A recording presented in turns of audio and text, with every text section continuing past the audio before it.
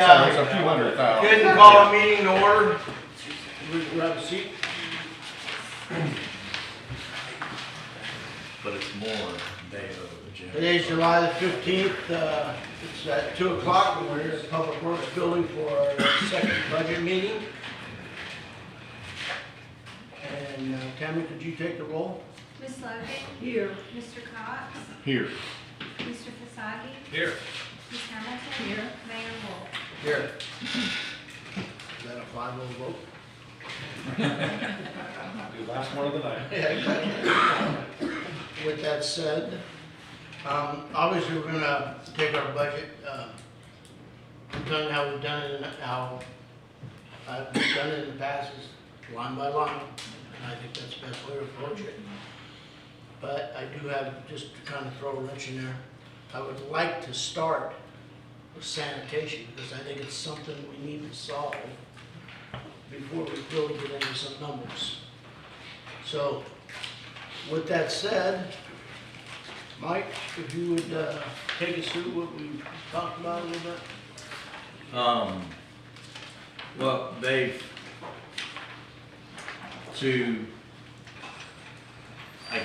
to keep sanitation within the city, employees and under our guys, there's been a proposal brought that for single cam resident homes, the sanitation rate would go up by $4, and that's basically covering our yard waste pickup that we've been paying tipping fees and whatnot for, but not charging for. And then for the short-term rentals,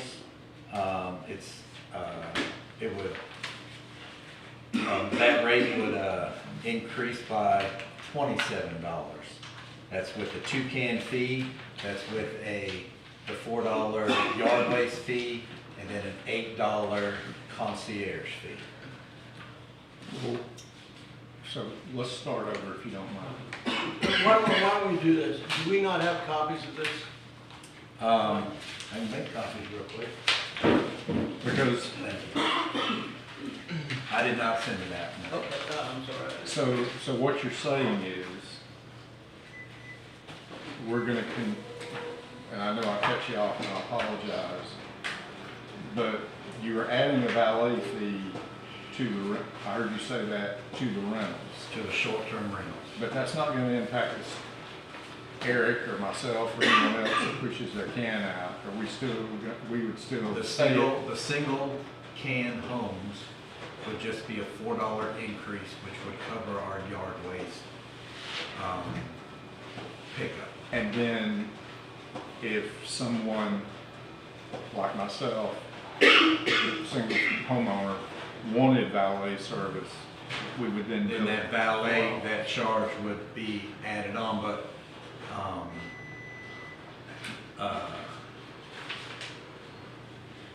It'd be easier to look at Let's look at the chart, and it'll show you everything. If you're looking at that, the one on the left, let's say the resident pick up 1 can. You see the monthly fee is 40. 44. The yard waste is 4, so you're going from 40 to 44 basically. Now go all the way to the right. We know we have renters, have vacation places out there, so they automatically get valet and they automatically get 2 cans. Okay, they're getting an extra can fee plus the valet fee, I see that. Mhm. And they're paying a yard waste fee. Correct, So they're gonna be 67. correct. A resident pick up a valet with 1 can. Go to the middle, and that's where you can make your adjustments, Steve. If you have a person that wants to have valet pickup, they're gonna pay for it. Okay, so the bottom line, what we're telling the residents, to keep it in-house, and let's just leave the rentals off of it for right now, right? Okay. We're saying to do this on October the 1st, Right. as we go on our budget. So I'm just clarifying my thought. We're telling all of the homesteaded people that your rate's going up 10%. Going up $4. 10%, If we wanna keep if we want to keep it sanitation in-house. in-house and not have 5 layoffs. Well, we can talk about that too, but, okay, well, please continue. Well, so, and then just an additional clarification. For folks that want valet service, they're $48. gonna go from $40 to $48.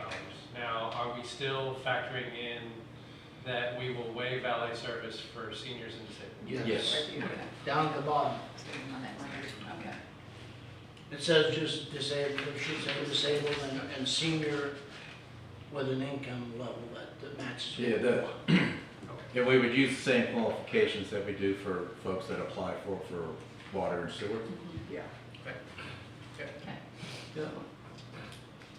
So, and then you can see on the bottom, I just did some quick calculations with the new rate. That monthly, it'll bring in about 70,000. The old rate's bringing in 62. So that difference is $7,400 a month, and you multiply that out for a year, that's $89,000, which additional revenue for the sanitation department, which has been running in the red. Okay, so 1312 is the number that we pulled from somewhere, number of residents. Yeah, pulled it out of Springbrook's billing. And 185 is the number we pulled from 2 somewhere? cans from Springbrook. In the billing, we have a billing code that identifies the second can, Okay, so I ran a report by just people with second cans. and just a really quick aside, this, forgive me, Mel, I forgot the name of the software that you mentioned at the meeting last week, where $15,000 for a software that will go out and will more precisely identify short-term rentals. We expect that 185 number to grow, correct? Absolutely. Absolutely. By a couple hundred. At least a couple. So at least double. Yeah. Is it worth running those numbers for the next meeting? Just Well, a real- we really don't have to, because if you look at what he just told us, we basically had a shortfall in 26, 27, of about $58,000. To this point, right? To this point. So if you take that 57 and take that away from the 89, that leaves you with a 31 positive. So it Okay. doesn't Take matter. the 15 out of that. So we double the number of actual short-term renters and we still get, we're even more than that. So, this, I guess I've done a lot of soul searching and a lot of number crunching since our council meeting. And here's really what I come down to. The 5 of us are charged with really some serious things, and managing taxpayer money is at the top of the list. So what we're telling our residents is, your rate is going up. Your water and sewer rates are gonna go up significantly. And we want you to pay $44 a month, and you could really get the same, or $48 if you need valet, and you could get the same service for $32.50. Is that what we're telling them? I might not agree with you on the 3250, but Well, yes, we're telling them. it's really simple. It's, 2845 is the number with yard waste, plus the 405 for backdoor service is 3250 Okay, a month. and then the city's not gonna get anything? Well, I mean, if you. City said that they're gonna have 1 employee and still run the truck. We have Well, 2 years Mayor, of payments I've on got the my own truck. ideas about managing the beach and all that, but all I'm saying is, we're not talking about all the money that the general fund and the other enterprises have loaned to sanitation over the years. Let's just talk about today going forward. What we're telling our residents is, we're gonna start finally running sanitation like a business. It's gonna cost you more money for the city to do it.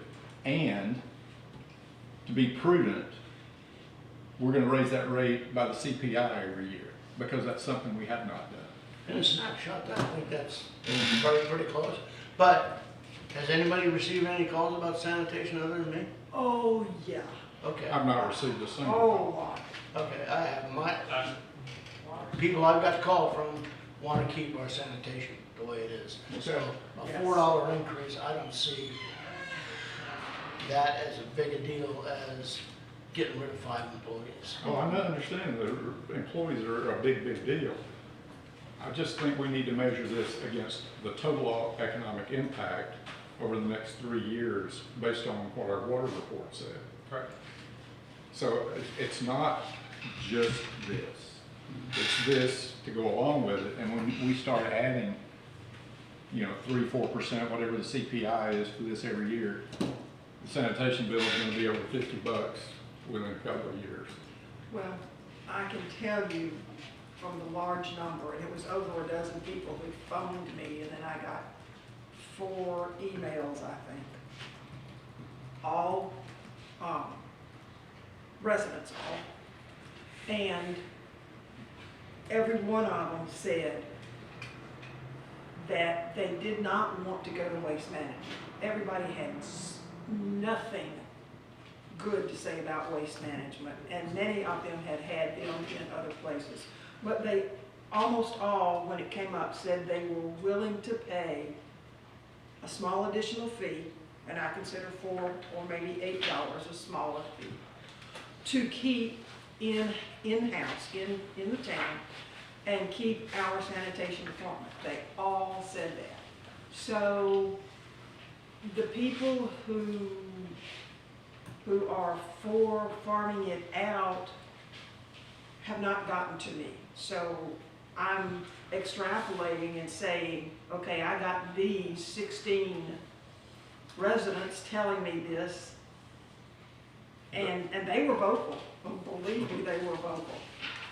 So, Well, all I'm saying is, as a council, we're making a mandate here when we tell people, because it's a universal decision. You have no choice, I have no choice. Once we decide, we're either gonna go with option A or option B.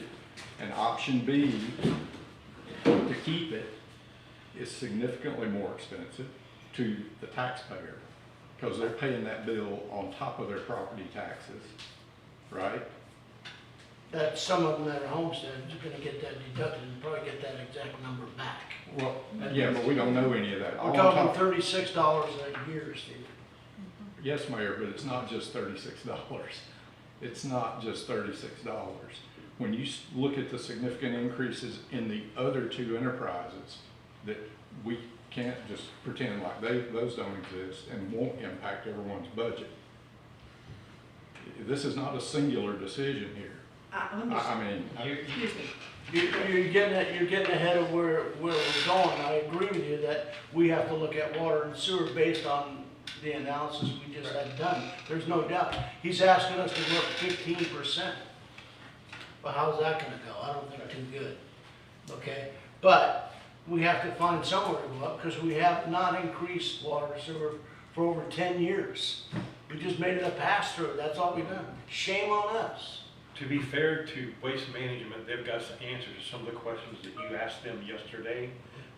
Would it be appropriate to have Mr. Beatty come up and answer those questions before decisions are made? Yeah, I would think so. I'm fair with that. I just think we need to get through, we totally understand this proposal, and is that something we want to pursue also? Yeah, so I just want to weigh in. I think, so it's really a 3-headed monster of the monthly utility bill for all of our residents. It's sanitation, water, and sewer, right? We now have answers. We have reasonably concrete answers for one of those stool ones. We have more to go. Decisions to be made, although I thought the report that was presented last meeting was pretty good. For the water and sewer, I think we're gonna be able to come to concrete answers like this, hopefully by the next meeting. But it's gonna be more than $36 a year for residents, because that's just $36 a year is what we're asking them for garbage. Then there's gonna be on top of that, sorry, it's gonna be probably 15% for water and sewer. I'll just reiterate that I was against making any decision until we have a year's worth of data. And we have, what, four months worth of data. Now, we, as a council, I don't think we can wait an entire year to make decisions like we have to make here. But what I recall us talking about before we started the process of bidding out for a sanitation proposal 6 months ago, and then we received them 3 months ago, and we selected a vendor, and here they are today, and now we have numbers. What I remember, we as a council decided is that it's fine to bring folks in and have them make a pitch. It's fine to go through and select a vendor, but we still wanted a year's worth of data. So I'm glad that Waste Management was here last time. I'm glad that they're here today, but I was always thinking, these guys are 6 months early, because we as a council decided we wanted a year's worth of data. Maybe we're not gonna get that. Maybe we have to make decisions soon. Okay. Well, with that said, why don't we invite Waste Management to come up and do their. Thank you. Once again, my name is Michael Beatty with Waste Management. There were numerous questions asked yesterday, and I was able to get answers to most of them. Annual rate increases, CPI, we use water, sewer, trash instead of the urban. That has averaged 4.8 to 4.9% over the last 5 years. The urban rate can be anywhere from 3 to 10%. We've seen it all over the board, but we use water, sewer, trash because that's basically what our industry is. The route time frame, it will take 2 days per route. So we would continue to do the 4-day a week, just like y'all are doing now, Monday, Thursday, Tuesday, Friday. Discounts for seniors 65 and older, they would get a 10% discount on their monthly bill for one card only. So if they got an additional card, then they would pay the full price for that. Disabled, we would waive the valet fee for the month for them, so that's the $4.05 valet fee. Because they won't be able to get their card out anyway, so we would do the backdoor service for them. Dead end roads, if space is available, we would put the carts on the same side of the road and then make one run down the road to pick them up, and then get them moved back after that. That way we would avoid having to go up and down 4 times. Sorry to interrupt, just a clarification. So if would your guys, before they turn down the dead end street with no turnaround, would they walk down the street, move the cans themselves, then come back to the truck and Yes. do their single? Yes. Yes. Okay. Save some wear and tear on the roads. Now, that's if space is available. It depends on the density and how, much space there is on the right of way. And I think that's pretty much what was asked of us yesterday. Like I said, our proposal to you was the price we would charge the city for the service. What you charge your residents would still be up to you. So I know you're currently charging them $40 a month. With our valet fee, it would be, $32 and change. If you continue to charge $40 a month, you would, make the additional funds in revenue. So what we have provided in our proposal is what we would charge the city and what you would pay us back for the service. So. Any questions? Just one. Yes. And I'm not asking for a number, but at these numbers, you're still making a profit, correct? Oh, yes. Yes. Pretty big organization. They know how to run trash. And I think Danny said it yesterday. Any of your employees, we would be happy to interview them if we have any open positions, and give them first crack at whatever positions we have. And we would service you out of the Panama City office. So. I think that's it. Thank you.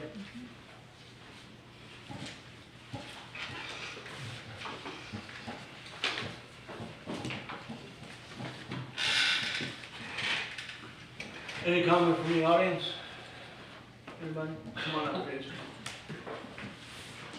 Just kind of speak on it a little bit. I've been studying it myself and talked to a few about it. One, like you said, I don't think we've let this system that we have put in place run its full course.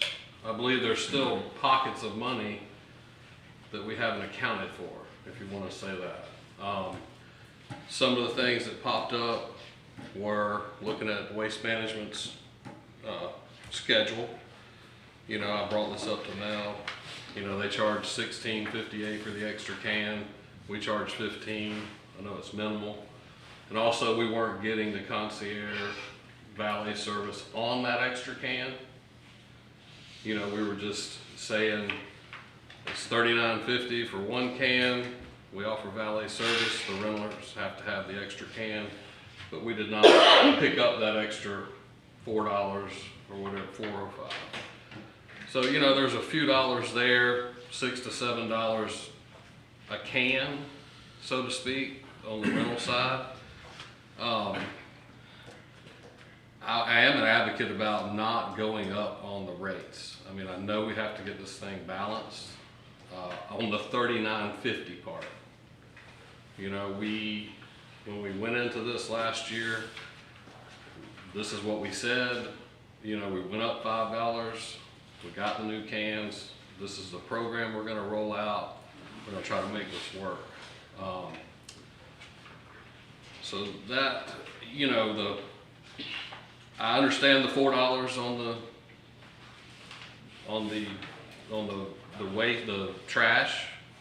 I guess I can take that. I'm still a little concerned about the additional $4 for concierge service on that can that everybody has. And some of my main points to that is, I told Mel this today, we were talking briefly when I was looking at this, trying to keep this thing uniform. You know, if we start getting into who we're picking up here, who we're not, I just don't know. I'm wondering if it's going to create more conflict. Maybe not. Because I am one of those people that I roll my can out every day. But I'm not going to come in here and ask for a $4 reduction. I don't mind. I am one of the people that I take it to the curb every day. And if I miss and it's sitting by the house, they will come and get it and do it. But it keeps the city cleaner, keeps the cans put back to where they are. So on that note, you know, I'd like to see that still built in, but I guess the biggest thing is can we bump these rates up enough? I know Mike's come up with these numbers, but can we get them down to not go, because we are getting on the borderline of, I mean, we've got somebody here that can provide the same service for this amount of money. But I don't know if it is the same service. I mean, that's the other thing here, not to get off in these holes, but we're a tourist town. Mel's told us, we told yesterday, y'all talked about it. This idea of we still got to own a trash truck and we still got to have employees, that's got to be put back into this figure on top of what we're paying. I mean, it's just there. So I don't know if we can. It's hard for a town this small, this size, to 100% go private. So we gave our constituents, you know, we told them we were going to try to make this work. And I just don't see, that's my main thing, is I just don't think we've given it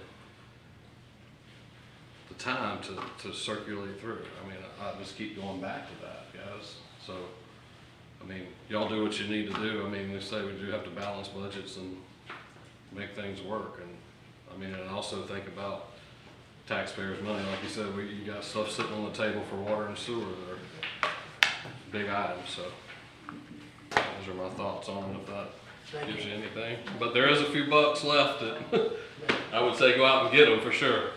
So I have one more quick question on this. The $4 was chosen for yard waste. Was that arbitrary, or was that a rough order estimate, or was that based on hard numbers? It's a back end of where you see the number, the outcome. Yeah, so where I'm going with that is, according to today's budget, we have $58,000 that we have to make up. So these figures here at $4 show that we make up more than $58,000. We make, what, $89,000 over the course of the year. What happens if we drop the yard waste from $4 to $3 and run the numbers again? Where I'm going with this is, if we only have to make up $58,000, let's make up as close to $58,000 as we can. Let's make it 57 or 59 or 60, just roughly the same. Like, I don't think we need to make money on the cans if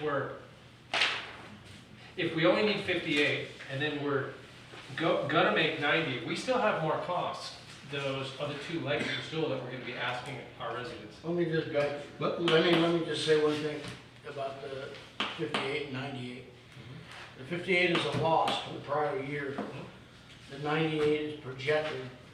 That means you have to take the 58 out of the 90, so That's you right. really, the real profit's gonna be about 31. Doesn't mean that you can't take $1 off of $4. Yeah. You still can. So that's what I'm asking, can we? Here's the fundamental thing, I think, that we're not looking at this the right way.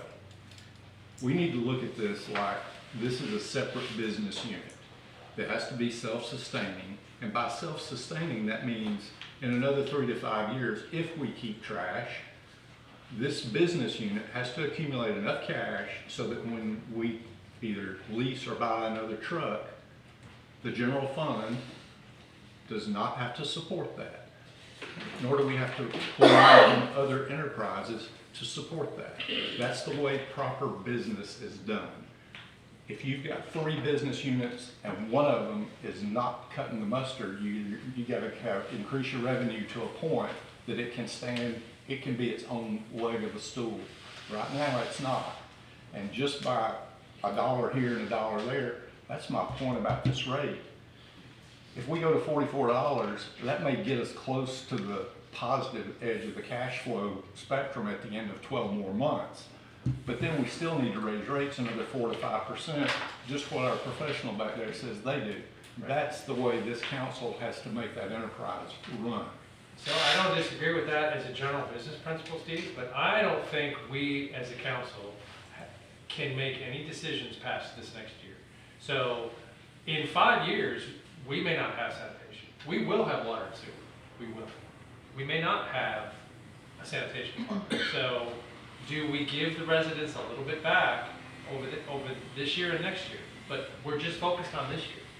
Do we just break even for sanitation? Knowing that we've got a whole bunch of other capital improvement costs to do for water and sewer. I hear from my constituents, not the same service, okay? Not the same service. I don't know how many times you can say that, but that's what I hear. So that means that they're probably willing to pay a little bit more. It may not be $4, it may be $3, maybe $2, I don't know, but we need to give it some time, and I think if we take and apply this come October the 1st and run it to March, we're gonna have some more data to make a right decision, and the overall cost is not that big. I don't want us to rush to judgment, but here's what I'm gonna say about that. We can put another Band-Aid on this. But the point I wanna make is we have not done it collectively what we said we were gonna do. We still have people that are putting out different style trash cans. We still, if we're gonna go this route, and we as a council vote, whatever that number ends up being at the end of these columns, if we're gonna go this route, and here's where I'm gonna prove that I really care about our workers. I want us to provide them some way to know. I don't want them walking. Do you have any idea how many miles they walk pushing trash cans? I don't want them pushing one can they don't have to push. So I want to make sure that there's compensation coming into the sanitation department for every time one of those guys pushes a can, goes to the back of the house and gets one, pulls it out and pushes it back. I don't want them doing it in my house because I'm not going to be paying for it. I don't want them doing that in my house either, but I agree with you, Steve. We need to be paid for a valet. Yes. We need to be paid for it. We haven't been paid for it. We had an opportunity to do that And we didn't. 6 months ago and we didn't take it. We need to take it. And going back to the management of the sanitation department, those guys don't need to take one more step in 95-degree and 110-degree heating index than absolutely necessary. Good point. I don't disagree. For the record, I'm talking about giving the residents $1 discount on yard waste, not on valley service. And keep in mind that, I'm sorry. I'd like to bring up the point too, that since we're gonna get some new software that's gonna better identify the rentals, because we're thinking we're only identifying maybe half of the rentals, So that's gonna be a great source of income right there. So we need to think of that as, that's a tremendous help. We need a year's worth of data.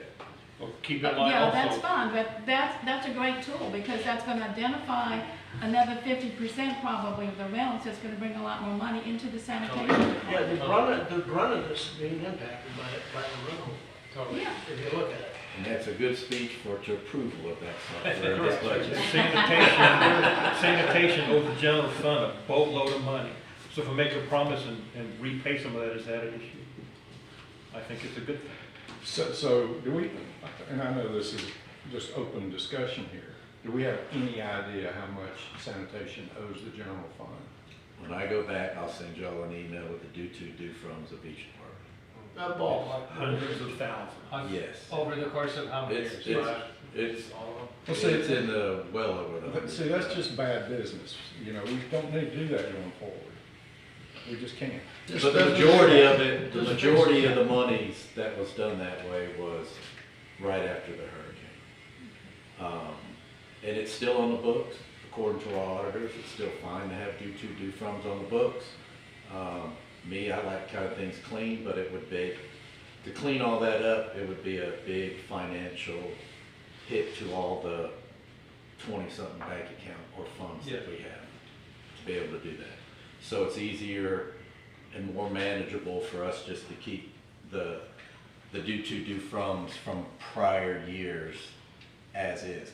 I do work with CRI, and on a quarterly basis, do-froms, we do clean up going forward, but those aren't big dollars going back and forth. Those are just regular transactions from the general fund into enterprise funds back into general fund.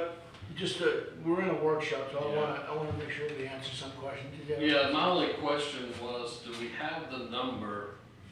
We implemented a few other items when we started dealing with sanitation last year, picking up the dumpster. But what, and I was here, I don't have the old sheets, but it sure seems like the tide is turning towards the better, Positive. the positive. Yeah. I mean, what were we short last year? And I know we had some capital, you know, the trash We cans did, gotta we take out. were but- basically short, it was, 300,000. no, it was 186,000. Oh, sorry, I was talking a year ago. Yes, last year was 186. Right. So I'm just So saying. we've gone, it's shrunk down, the expense, the expenses have gone down. The revenues, of course, they've gone up, but we've only increased those. Every year, it's been about a 5% increase. And the only reason why I ask is that's talking about this, have we let this filter through? You know, we do need to add some rates to some things that we have seen. I mean, y'all need to make that decision, I see Mhm. that. And we are at the peak. But there's been a lot of positive things done to reduce this, because we knew we had to. And believe I me, see it moving in a good direction, financially. All right, It's slow, but let's, it's moving. let's do this, let me ask the council this. This plan seems like it's gonna get us to where we need to go. I think $1 difference would also get us to where we need to go, based off a quick analysis, right? Is that true? Mike, if we took $1 off that, went to $3. $1,300. $1,300, exactly. So if we wanna go to $3 and adopt this to move forward, to evaluate it again until March to March, we can do that. Okay, so what are we gonna do to do what I'm suggesting? Help our employees a little bit then. This is great on the finance side, $1 is $1, whoop-de-doo.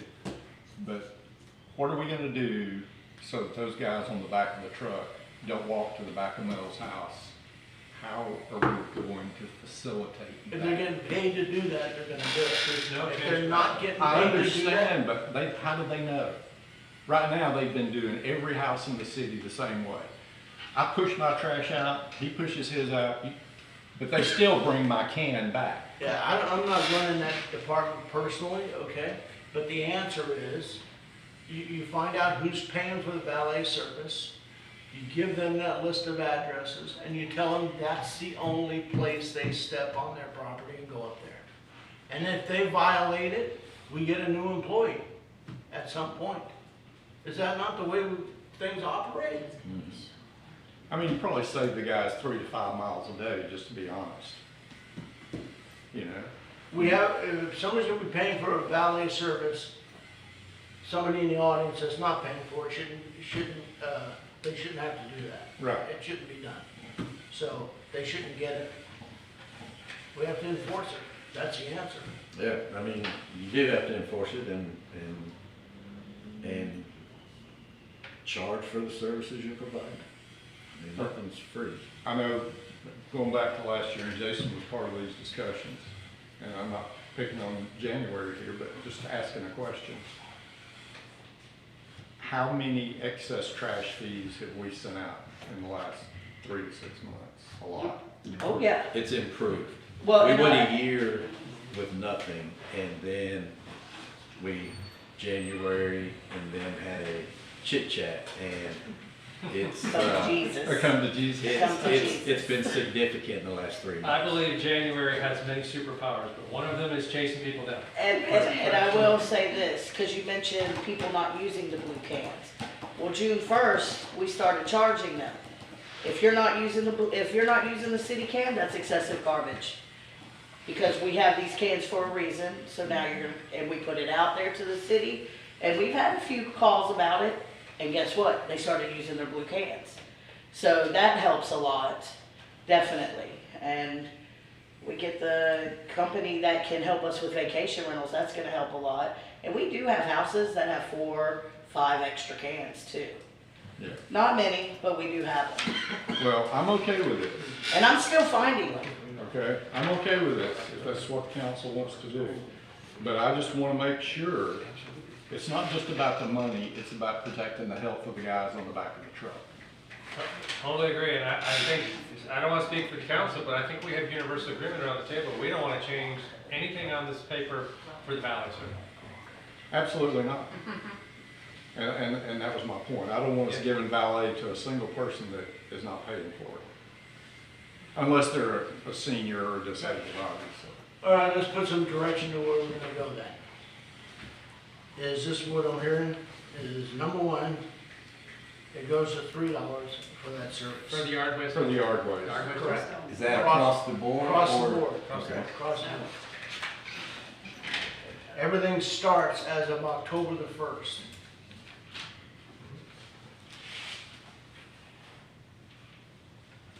Workers only do valet as paid. I would imagine January's got ideas or has already implemented some of this, but there's a list of valets, that's it, right? Stickers on Yeah, I mean, like you said, have something. A sticker We on can't the really can. we can't really put a sticker on the can, because if the can's behind the house, they're not gonna see it. So they're not gonna know, they'll automatically go back there, and what if they just didn't put their can out? Cause we've thought about that, there's gotta be some way of doing it. Well, they automatically No know. spray paint. We've got 4 months. That's to what figure I it was out. thinking, is putting some spray paint on the road. But We've got 4 months to figure it out, I think. yes, we can figure it out for just sure. said that other cities put a sticker on the mailbox. Yeah, that's what I think. I don't know if all around. That's Not everybody has But- mailboxes. Yeah, some of these big units don't have mailboxes, But you automatically know the rentals, all the big rentals. Well, I think that the rental should automatically have to pay for it. Yes, I they think- all I do. think That's that's. the So way it then is set that up. takes that out of the That's equation, the way because it's these set guys up know with which this. ones are vacation rentals most of the The time. only adjustable is in the middle, in the center. That's the only thing that's adjustable. Yeah. And that was only for single can homes. Correct. The short-term rentals, they're fixed at. And that would make it That's easier, because that's $66. definitely, a couple hundred less. Well, Do it. the rentals are fixed at 66 unless they need a third can. Correct. And then I think we have to do, the valet has to be a charge then per can, right? Yes. So the third can, Yep. Yep. is an extra $4. Yep. And 15 for the cost of the can. Yes. Okay, the last thing of the task. The last thing of the task was to revisit in March. Is that correct? we need a year's worth of data. Okay. Well, yeah, like a full snapshot, March to March. Yep. $3, start October the 1st, work only be paid by valet and valet pickup. Revisit in March. That's the 3 goals. We have a consensus, that's the way we wanna go? Yes. Steve? I can live with that. Yes. Good. All right, the consensus at the table, that's the way we'll move forward with track. We're not gonna make any changes until sometime after March, if needed.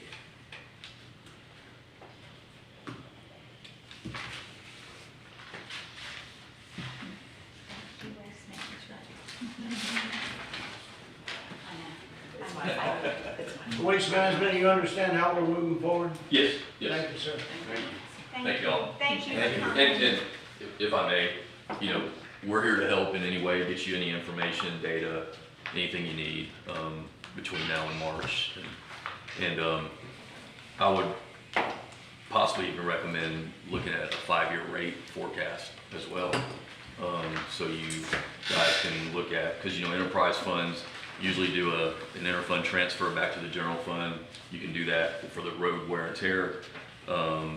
You can look at paying back debts, that sort of thing. So, you know, that would give you a good forecast in the future of what your rates may need to be in order to make it a true enterprise fund making money. Okay. So, thank you. Thank you, sir. Thank you for your time. Appreciate it. All right. How are we doing? Does anybody have to use the restroom or anything? No, we're not till the 2-hour mark. Just want to stay ahead of it here. All right, we'll go ahead and start right from the beginning. General fund, Mike, do you have any comments to make on the general fund? So on the general fund revenue, that's, what I did was, the only thing that is, and it's really not fixed, is that, I need to change that to 5.25. Is the ad valorem income, and that's at 97%. This year, last year's money at 97% was 4.56 million. To date, we've received 4.2. In a perfect world, we'd love to get 100%, which would probably put that closer to $5 million, but we live in the 97% world, so we got 3 more months. We do have some straggling revenue dollars coming in from the ad valorem tax. History shows us hitting it though, right? History shows that we hit it, and 3 years ago, we actually went over it by about $100,000.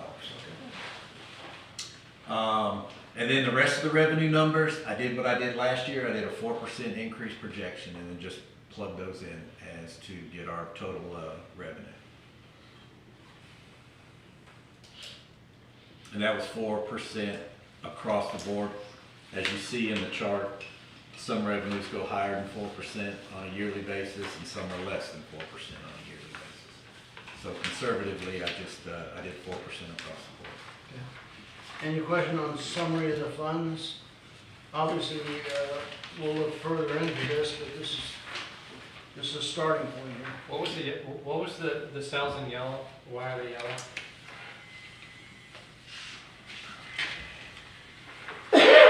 Just curious. Does the color mean anything, or does it not mean anything? It does not mean anything. Okay. It's just for internal for me. Fair enough. The blue cells that you see, those are those are revenues that do not hit the general fund because they are restricted monies, and you'll see those balances below this. Okay. They go into paving and maintenance fund, they go into restricted money funds to where we can't use them in the general fund. All right, let's move to the biggest draw, city council expenses. Well, before we do that, can I interject one more thing? On the soft copy that I sent you, you do see a disaster recovery tab. Between finishing the audit on June 30th and the July 4th holiday, and then last week trying to get all this stuff done, I have not built the general ledger for that yet, but by the July 31st budget meeting, I will have that separate fund built. So right now, those dollars are, even though they still hit the general fund, they're still in the canal and the parks section here instead of going into the disaster recovery. But I will, on January 31st meeting, have that general ledger built for the disaster recovery fund, and then we'll move those monies into that. Good.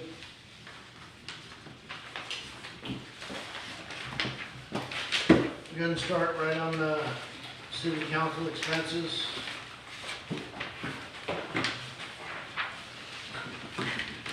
And seeing learning.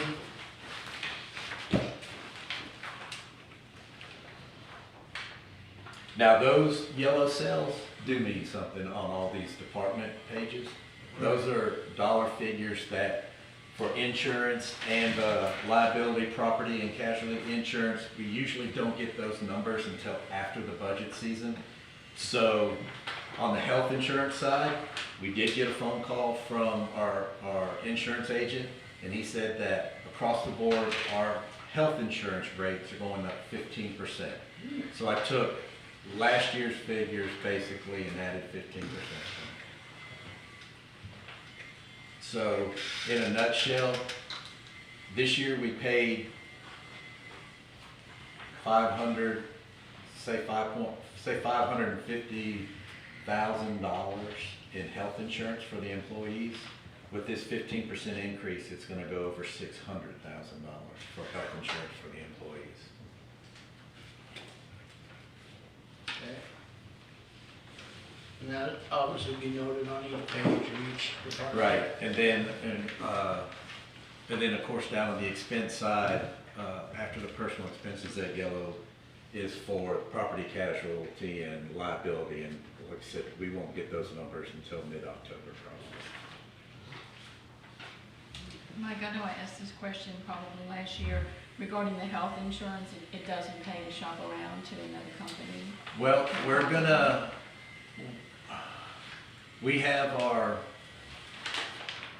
health insurance rep coming in tomorrow, and we're gonna broach that option with him. Okay.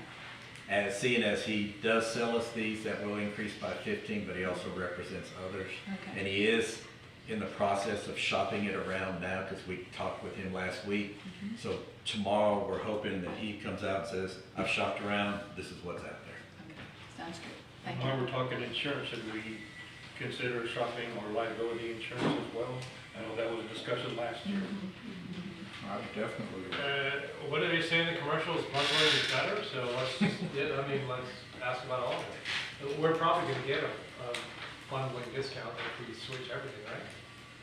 Potentially. Potential. The one thing that hurts us with our health insurance anyways is we're a small pool. So we have to go into other small pools, which doesn't give us a very big buying power. Say like Panama or St. Joe, which are bigger pools, and they have a lot more buying power right there.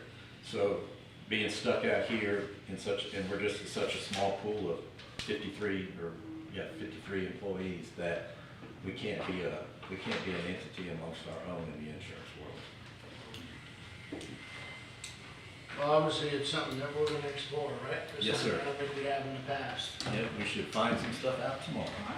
We've threatened And it, I guess- we've never done it. Just a real quick aside, right, we mentioned at a city council meeting ago that there's an effort in Bay County to have all the elected officials come together and come up with common ways of sharing costs with the new property tax change. I wonder, is there a way for us to insert ourselves into a Bay County pool? I don't know. It's a good thought. You can ask that question, and that's, when do you next meeting? Last Friday of the month.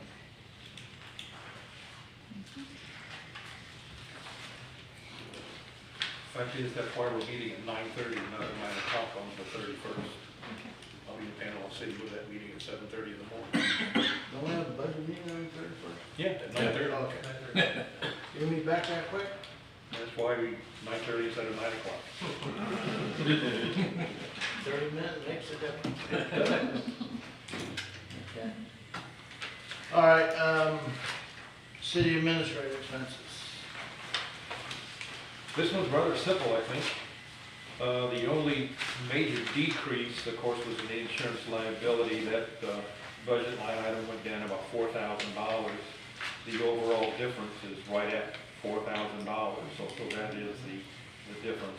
The only thing that I went up on, line by line, is the memberships and training for $1,100. It was, I'm sorry, $1,100 as opposed to $1,000 last year. And I did the quick math that my predecessor will probably want to be a member of the ICMA and the Florida City Management Association, and those fees come out to just over $1,000. So that was the only increase there.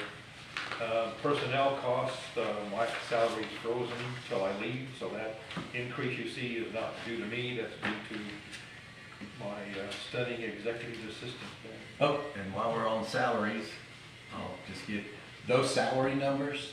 I projected everybody, I always project high. I projected everybody got the max at 6% that the council approved. So it can go down based on the department head evaluations, but it was easier for me to extrapolate on the high end versus trying to go on the low end and then be short on the budget.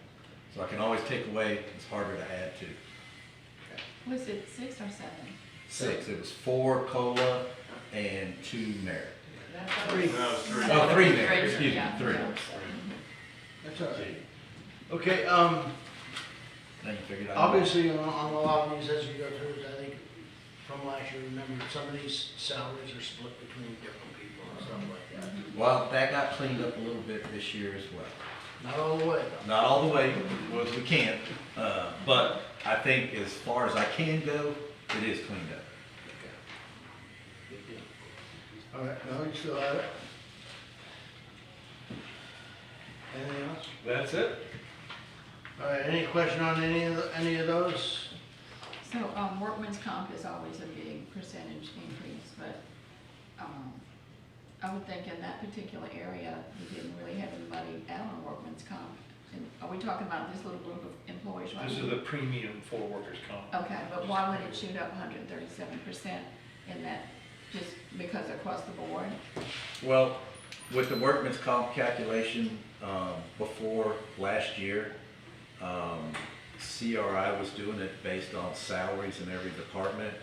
So I actually spent a couple days and I tore apart all those numbers and did percentages with salaries and property and whatnot for every department. And I think I got it down to where the cost for each department would be X to meet that premium. And so that's why you saw a reduction on the city administrator side, because their percentage of the grand total of $590,000 for that premium was very small versus Parks and Rec and sanitation and everybody else.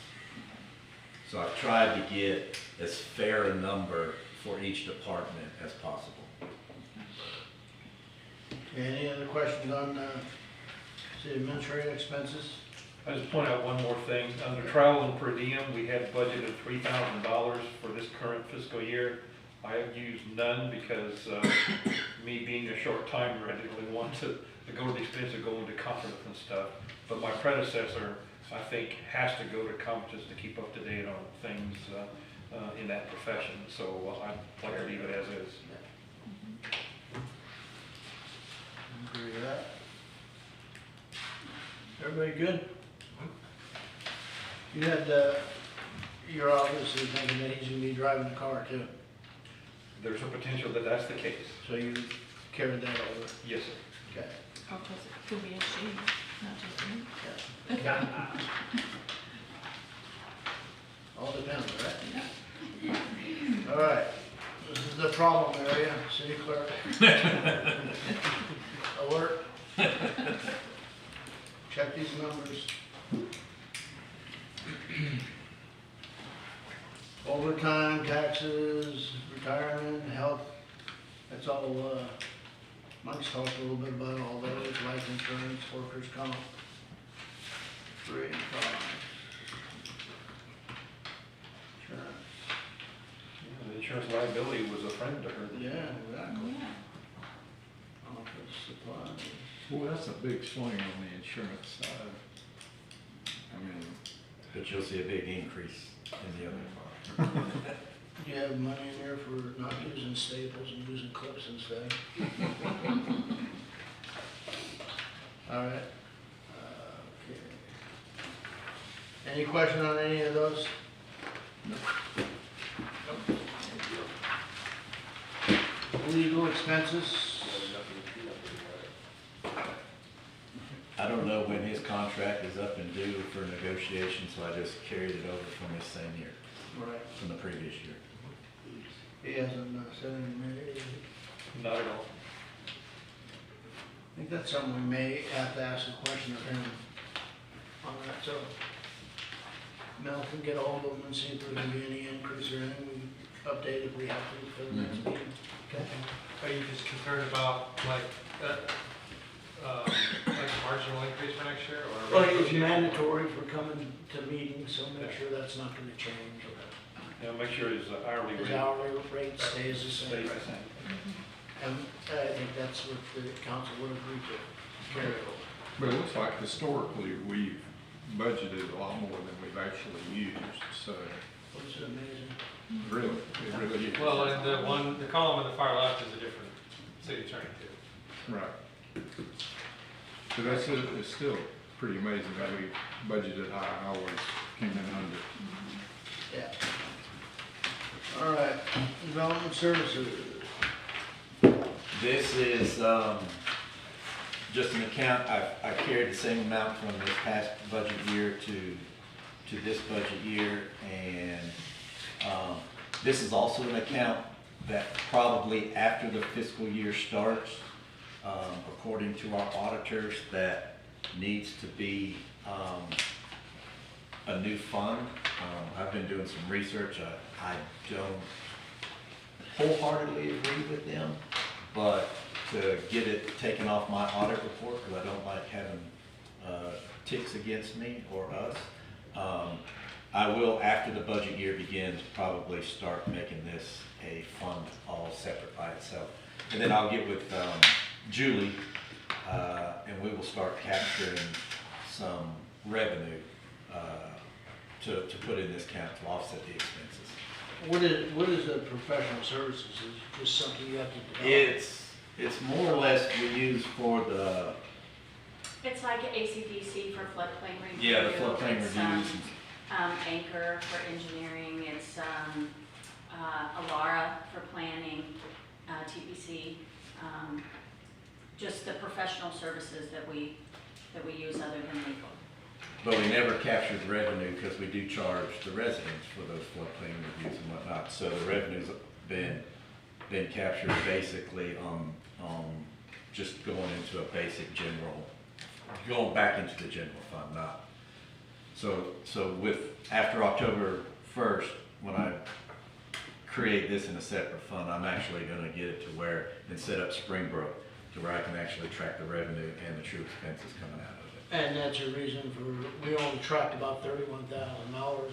You're gonna Mhm. carry the 125 just so you can build into it? That and surprises, because I got a feeling that 31,000, probably a little bit more.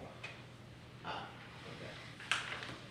By, would that be delayed billing or? Probably not delayed billing, probably using the wrong account number to bill some expenses. Yeah. Oh, excuse me, Julie, would you tell me again, these are for the professional services from, ACDC, Anchor Engineering, floodplain, what else? So ACDC is our floodplain manager.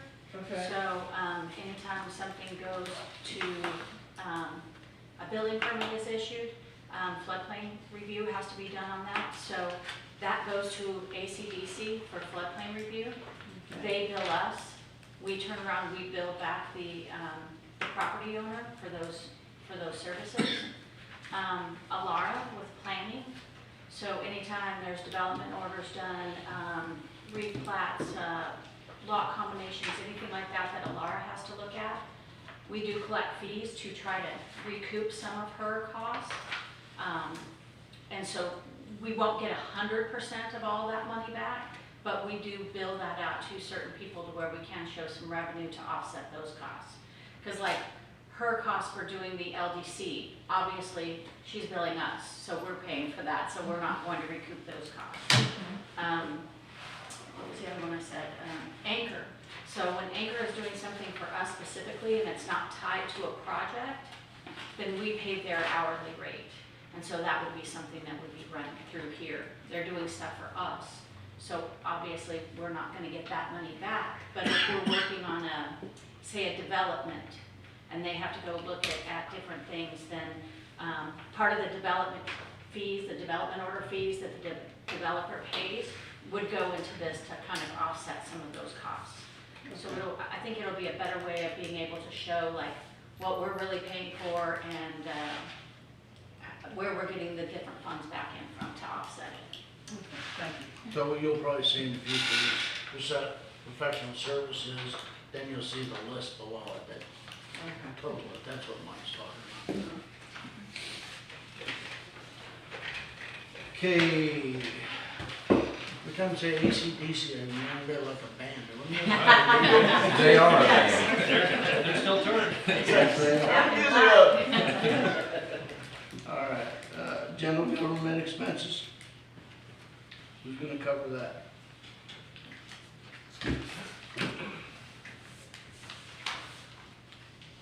Any questions in any of those areas? Let's go ahead and just go through them.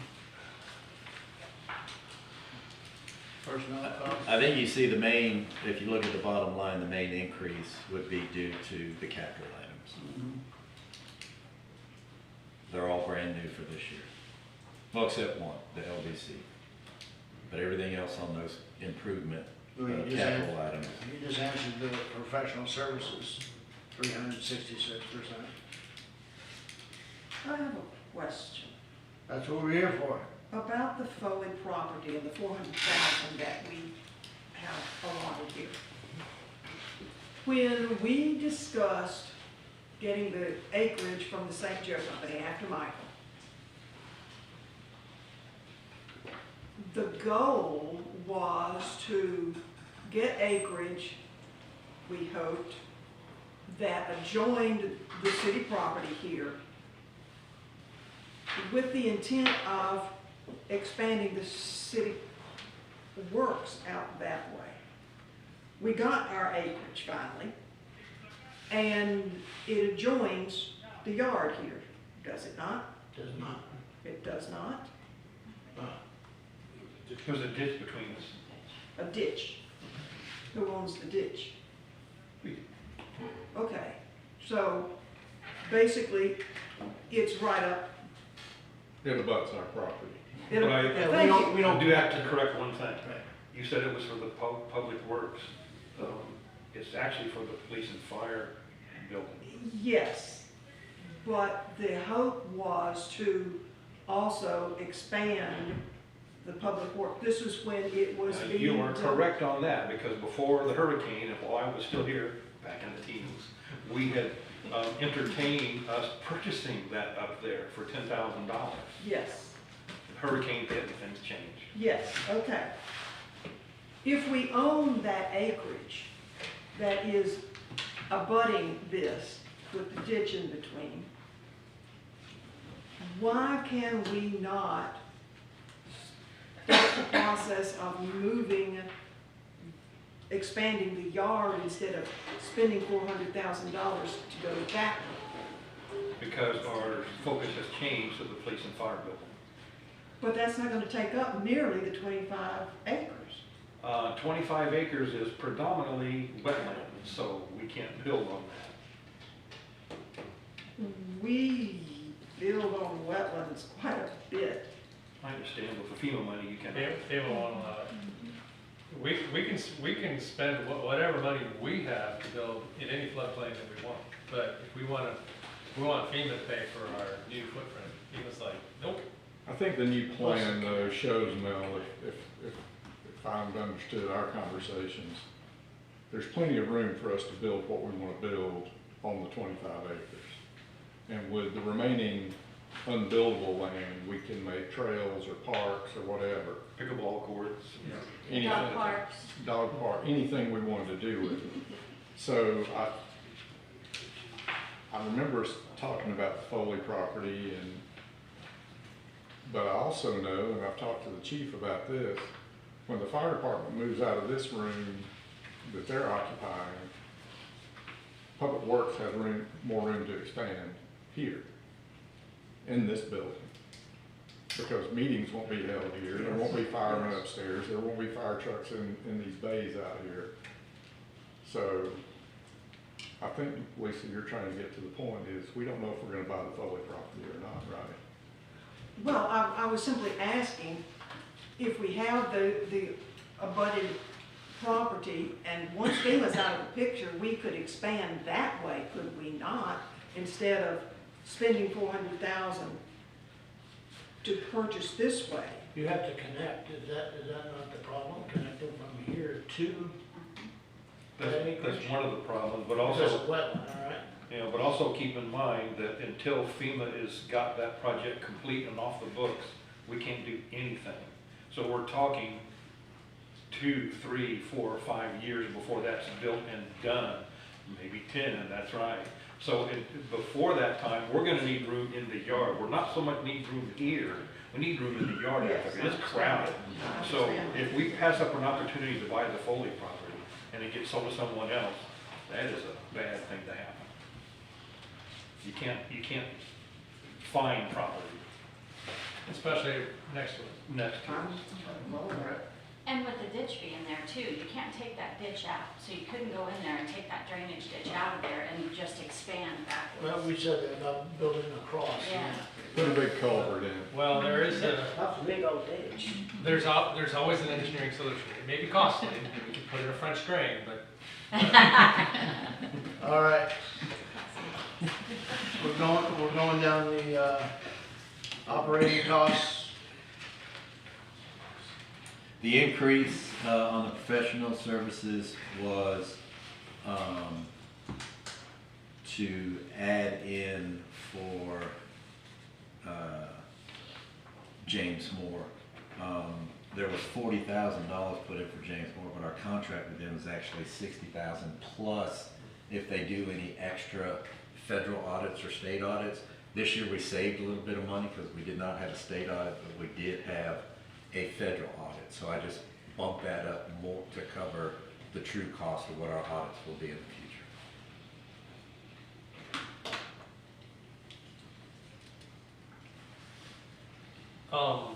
Question on lobbyist and grant writer, $50,000. Those are placeholders, like those are minimum what we pay them. That does not. I mean, I thought they get paid more. That if they bring in grants, they get an escalation. Is that correct?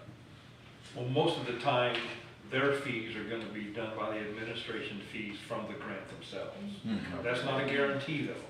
Sometimes they'll have to write grants that it's not gonna have that fee attached to it. In other words, we got that money from Duke Energy. Mr. Bailey out there for $1,000, wrote that grant for us and did an awesome job. But it was only 1,000, that's not 50. But we like that as a placeholder just in case, because there might be some huge grant out there that we don't know about yet that we might need that money. Isn't it true that we pay the lobbyists, we don't pay the grant writer? That's Correct. And the lobbyist based its fees on that $50,000.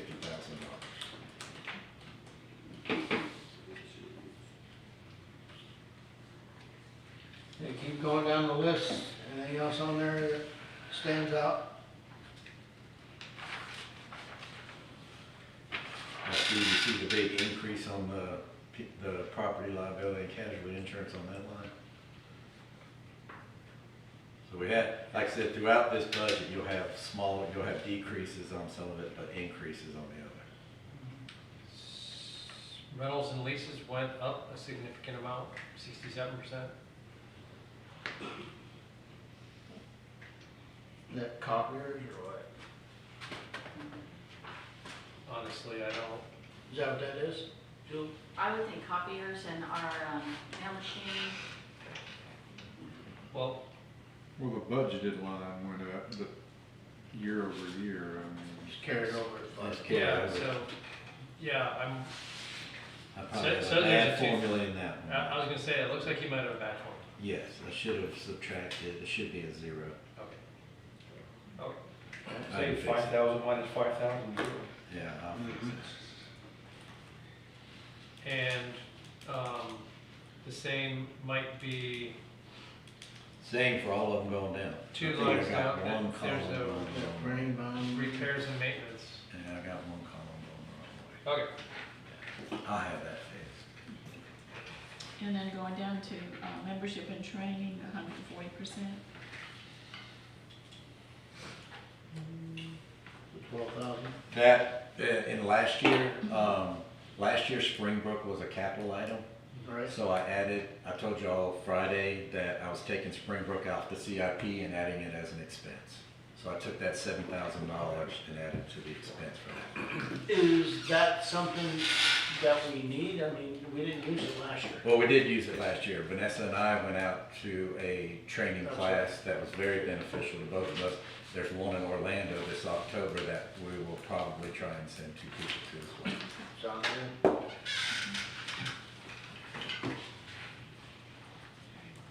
Didn't you guys go to Las Vegas? Yeah, we got to go to Las Vegas, but luckily 2 of us that went weren't gamblers. So. Vegas is a great town if you're not a gambler. There's You still just go see Mary. Yeah, it is. We tried to go see the Wizard of Oz in the Sphere, but it was sold out. Oh, I hear it's awesome. My aunt went. All right. Capital costs, Vehicles, those are from, we talked about those last week, and then the improvements, I think, well, we covered them all, right? generator and, yeah. Now, those numbers on the records management software and the short-term rental software, those were guesstimations that we got a few months ago. Those numbers could increase. We did get a quote back from the records management person that with software for the first year and implementation, everything was $27,000. But they also gave us in their presentation options to where we could actually do that implementation ourselves, which would lower that cost. But now we're actually Julie's gonna be setting up a meeting with the short-term rental company that provides the software to find that. They also do records management. So to talk about bundling, we're gonna get another presentation that shows both of those things together and see what that number's gonna be. And do those figures, and again, they're just rough, is the figures the purchase of a software and an annual license, or is there like no annual license? No, there will be an annual license going forward after that. It's usually on their software purchases for both of these companies that we dealt with. The first year is high, and then you just have an annual maintenance fee or license going forward. But we don't know what that is yet. We're bringing, LDC and JLAC, what's that?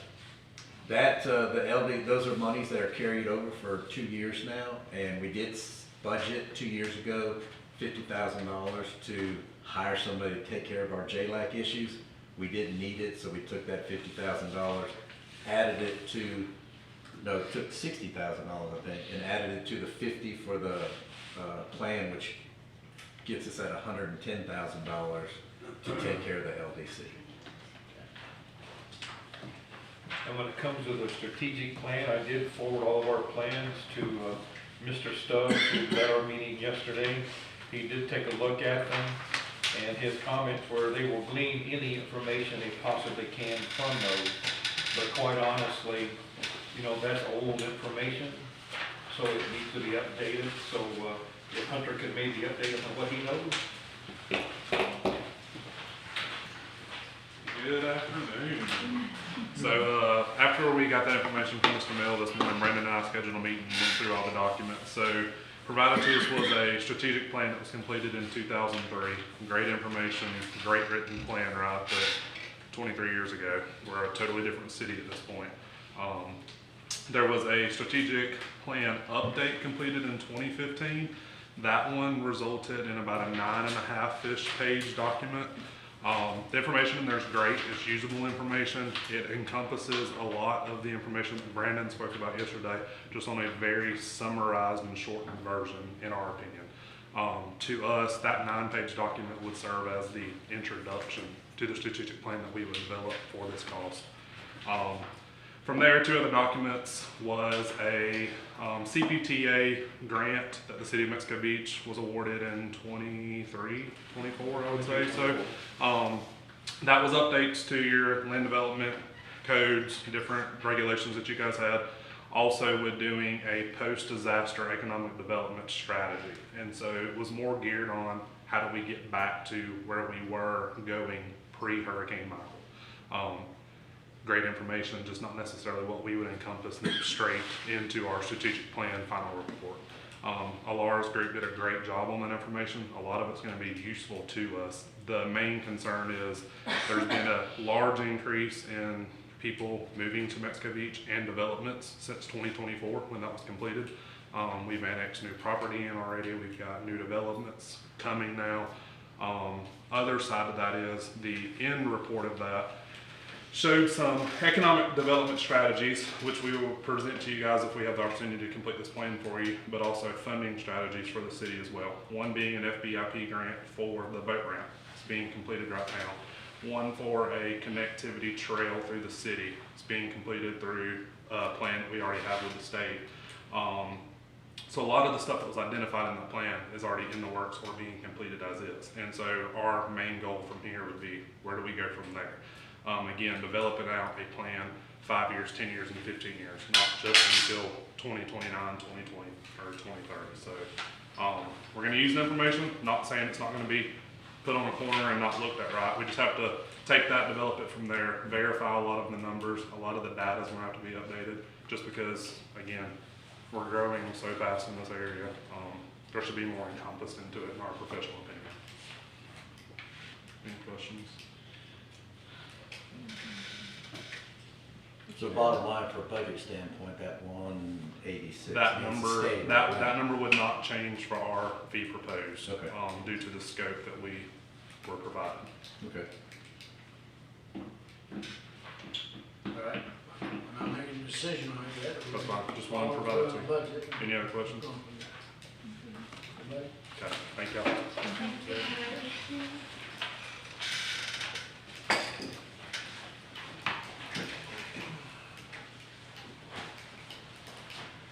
Okay, is that good with general government?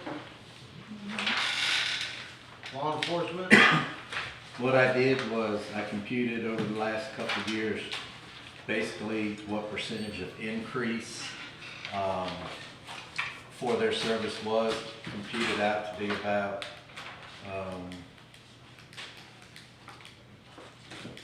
16%. So we Marty? haven't received anything No, from I them. did ask Marty last week to call his person that can give him our number, and he said that he is working on it. So right now, that's just a projected number of 1.5 million. We did have just a conversation with Sheriff Ford, and we just, you know, just, how do we look in the future, what's going on, are there gonna be big changes, and I didn't see that there's gonna be definitely not 16% increase. Well, that's what it was from last year to the prior year. We're just projecting it out. Yes, yes. Until I get the hard number. And hopefully I'll have that before July 31st. Well, with everything going on with housing and everything, I think that then you look at some of that. But you'll hold it at 16%, which is just a carryover here. Haven't we been informed in years past by Gulf County Sheriff Department that we could count on about a 15% increase each time? Each year? I don't know. Last year being my first year, Marty sat back there, he got off the phone and said, this is your number, this is what we're gonna charge, and that's what it was. So that's how I got it. So hopefully I'm waiting on Marty to come into my office and says, this is your number. They normally send us a little note or email, whatever, something in writing. So he didn't indicate there's a plan to add additional officers or anything like that? I didn't approach that's above my pay grade, I just asked, you know what you're gonna charge us for next year.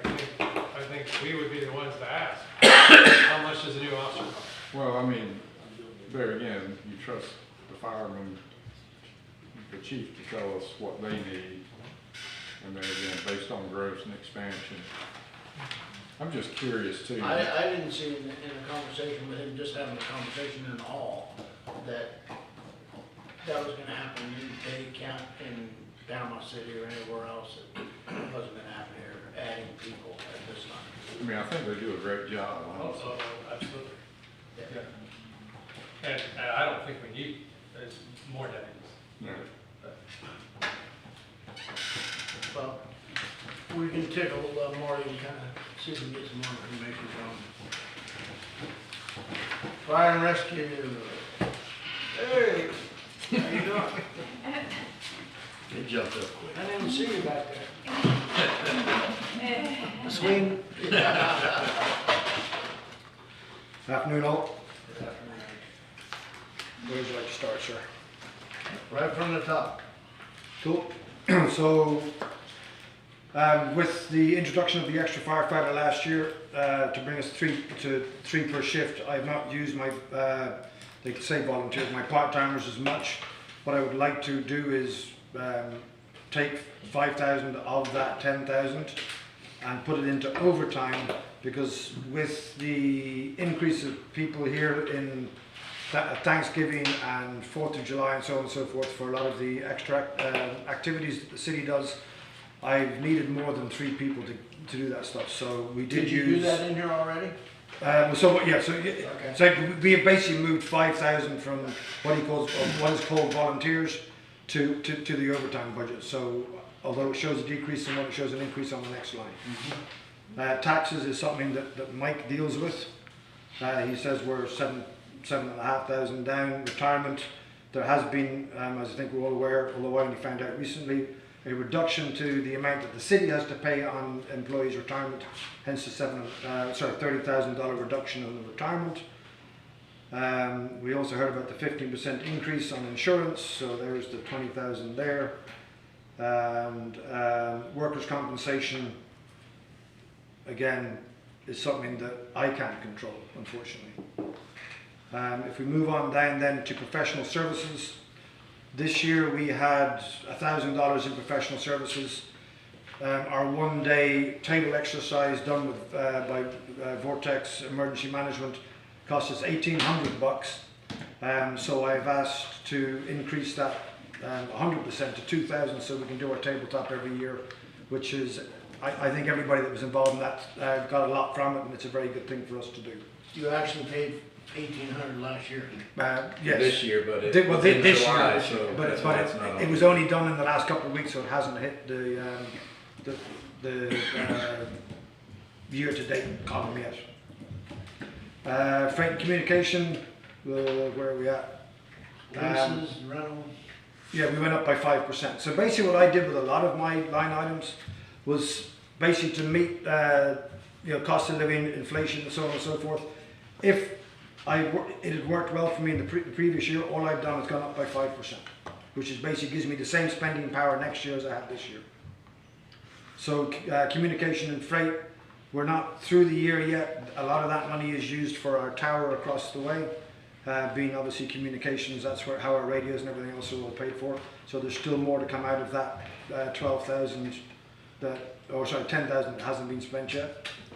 Utilities, we are together with our friends down here in Public Works, and that's put into the general governmental costs.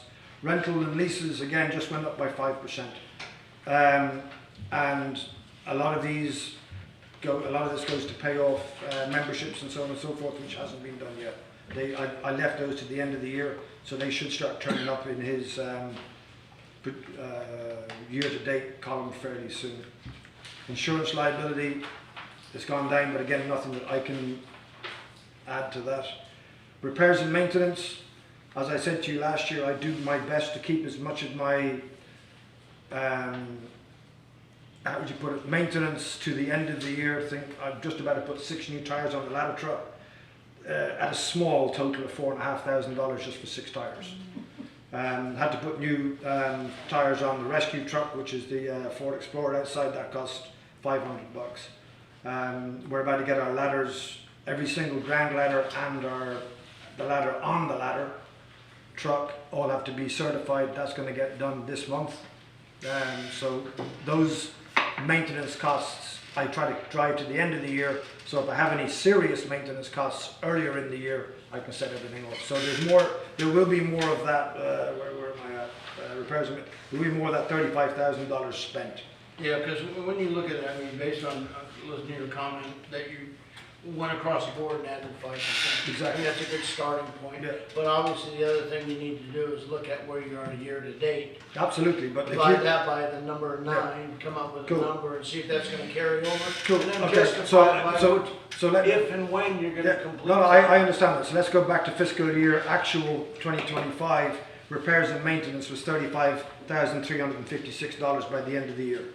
All right? I have $35,000 this year. I will be very, very close to the $35,000 by the time I get to the end of the year. Is it because, I know in the past, what I see sometimes is the old crap. I have money left over, I need to spend it. We need to stay away from that as much as we No. can. I'm not, Yeah, go on. I'm talking through a budget, Uh-huh. okay? I'm talking what I want all of us to do, Mhm. not just you. I mean, as we look at these numbers, because we have 9 months of data, that tells us what we're doing. We can't wait till the last 3 months to do something. I'm going to respectfully disagree. If I have $2 million worth of equipment out there that has moving parts that can break at any moment, and you give me a relatively small, in comparison to the value of the vehicles outside and the cost of repair and maintenance, $35,000 to keep them up and running and serviceable for the year, I'm going to do the maintenance in regards to tires and so on and so forth at the end of the year, knowing that I have the money because I haven't had an engine blowout or I haven't had a pump break and so on and so forth. So I am basically hedging my bets that I won't have a major breakdown, but just in case I do, I'm keeping the money in my pocket, right? And then at this time of the year, when I'm getting very close to that September 30th date, if I don't put tires on that ladder truck by the end of September, right, they will have to be put on the 1st of October. Otherwise, it's going to fail its ladder test next Let me month. respectfully clarify what I'm saying, okay? I don't think you're getting what I'm saying. If you're running a budget and you have things that you need to do over the year, the only thing that should change is seasonal type things. If you're running into the summer, we're busier in the summer than we are in the winter. I can understand that. But if you're saying you're using 5% to drive your number, and you've done 9 months of data, give me a reason why it's going to change. Because I'm going in back to next the 3 previous months. 12 months, knowing how I ran it last 12 months, got the things that I needed to get done by the end of the year, without blowing my budget out of the water. He traditionally does his inspections and maintenance and upgrades basically while we're in budget season, and that has been proven out in the last 2 years. So he does have some big number of expenses coming up to take care of the trucks that are out there. We have And to that's have- what he traditionally. We have to have certificates yearly for every single piece of equipment out there that's been inspected. We have to have we do in-house hose testing, but our ladder testing we can't do. It has to be done once a year, every year. The blue box that sits in the corner, which is the SCBA system that fills the air bottles, actually has to be done quarterly. Because of the amount that we use it and the hours that we use, I've been able to get that down to every 6 months. So that won't get done until September. But that's $1,000 just to get someone to come in here and basically service that thing completely. The sad thing about it is if you take a chainsaw that you or I would use at home, right, it costs $500. The moment that chainsaw has fire rescue put on the side of it or requires to be used in fire rescue purposes, it becomes $3,000 or $4,000. It's that old adage that once you have a smaller customer base, every item becomes more expensive. So everything that we do out there costs a fortune. And the only way that I can make the $35,000 work is to spend as little of it for the first 9 months as is physically possible. So unless I have a major blow up, right? So, and do all of, as much of my licensing and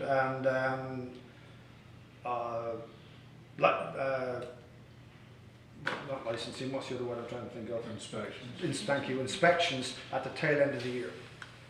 But as I say, if you go back to the previous year, because of the way I did it, I basically landed, I was over budget I've lost 1,356 bucks last year on my repairs and maintenance.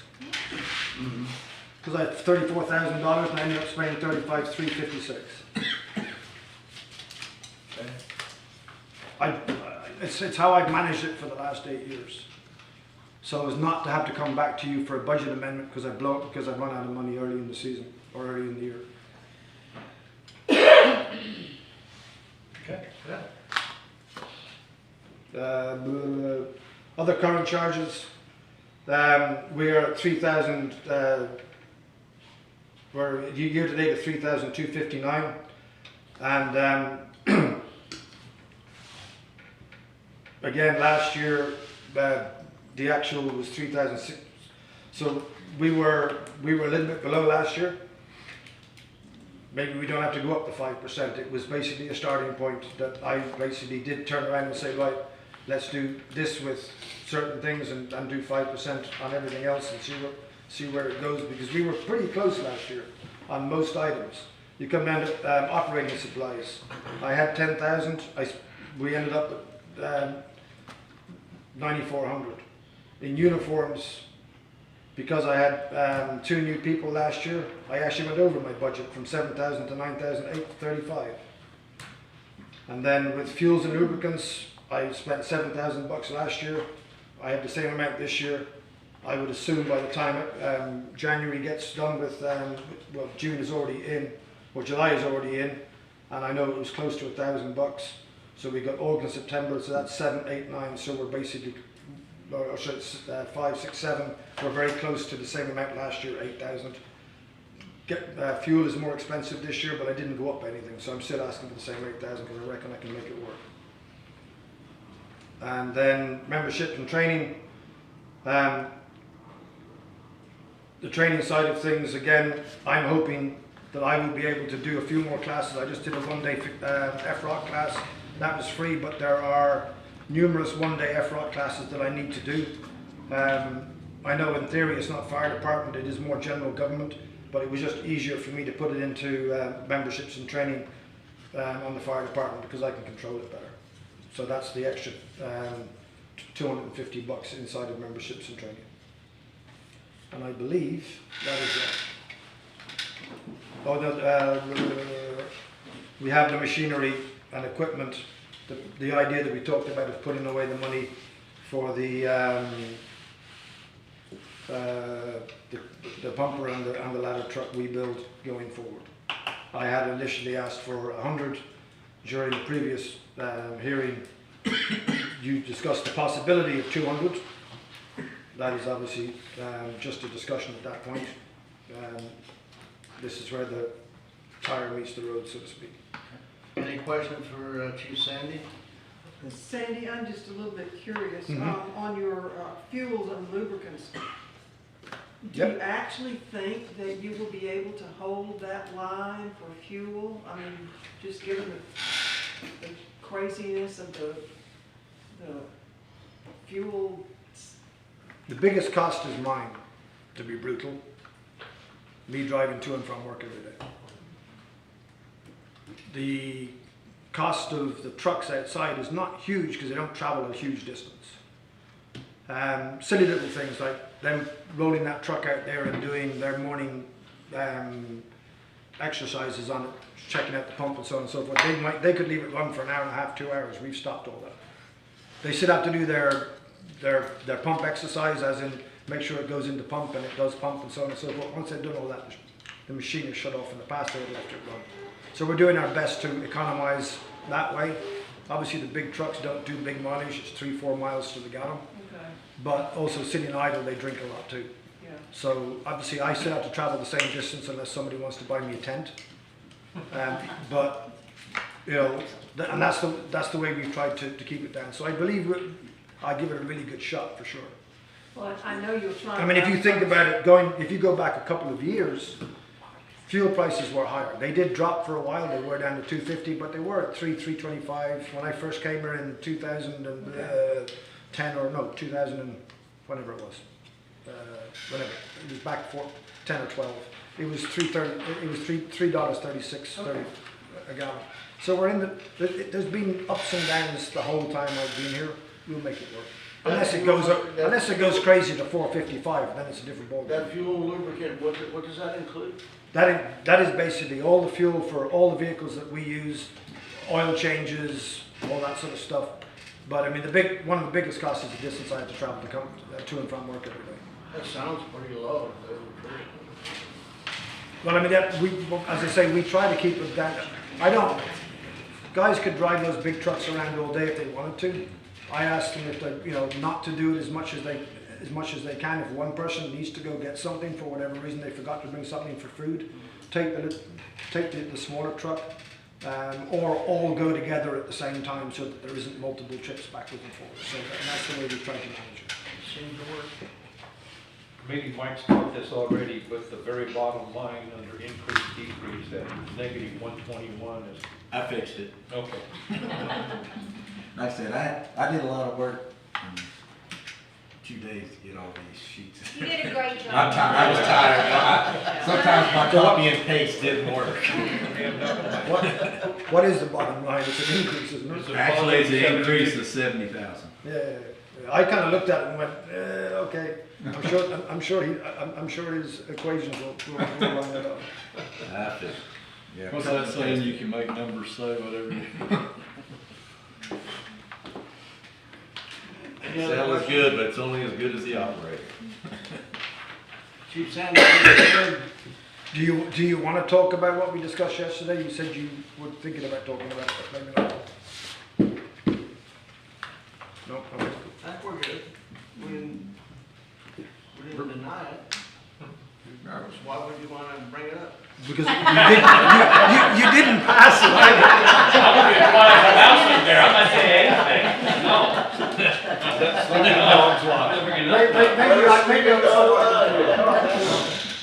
Sit down quickly. Code enforcement. That'd just be done here at the table, and I think what I did with code enforcement, I reduced some things and,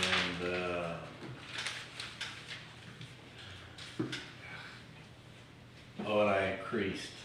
The main line that I increased on code enforcement was operating supplies, and that's because of our new billings that we get from Bay County for animal control, which we hadn't had except for this past year.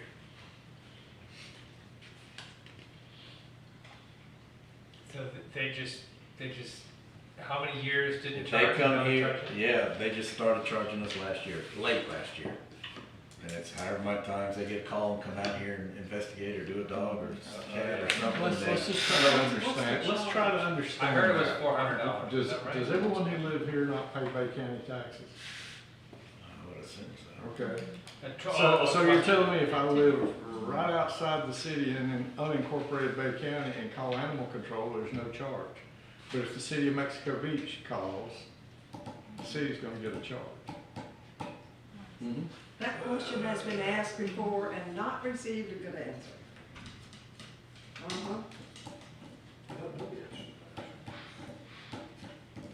we should talk to our county commission about that. What happened with operating supplies? That's what we were just talking about. The increase because of the animal control bills that we hadn't budgeted before. That's what it's under? Well, that's where I put it under operating supplies, yeah. It should be services, not supplies, right? Professional services, maybe?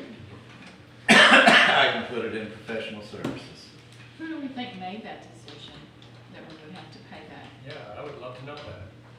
I mean, that's. That's a great question. You know, it seems like people would be more hesitant if they knew that, to even call animal control. Well, that's, And usually that goes through code enforcement, I would assume. Maybe that, you know, but. I care Sure, less the call about. is necessary when it's made, but yet, you know, I agree. If we're Bay County, why do we have to pay extra because That's we're in the right. city? So I care less about how many calls we get a year from the citizens. They don't even know anything about this. I care who decided to transfer their budget item to our budget item without letting us know. As I said, every resident that lives in this city pays Bay County taxes too. Yeah, I guess so.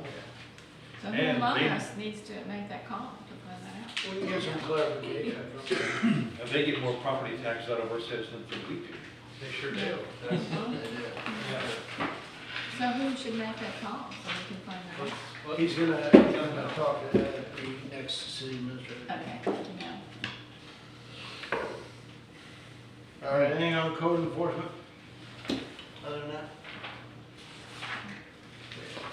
General maintenance? Anybody need to take a break yet? Yes, please. All right, we're gonna take 5 minutes. Hold on, 2 seconds. Julie. Turn down. Jacob, how is that? I'm sorry.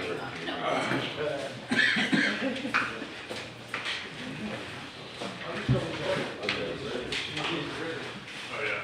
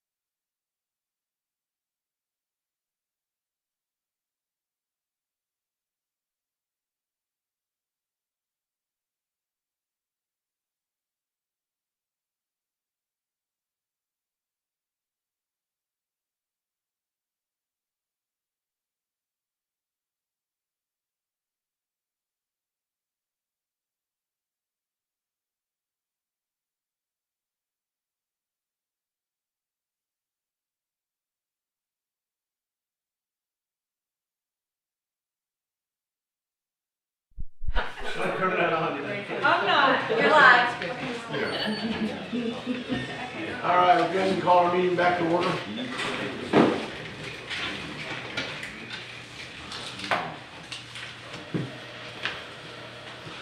We're on general maintenance, right? Yes. Who's taking that?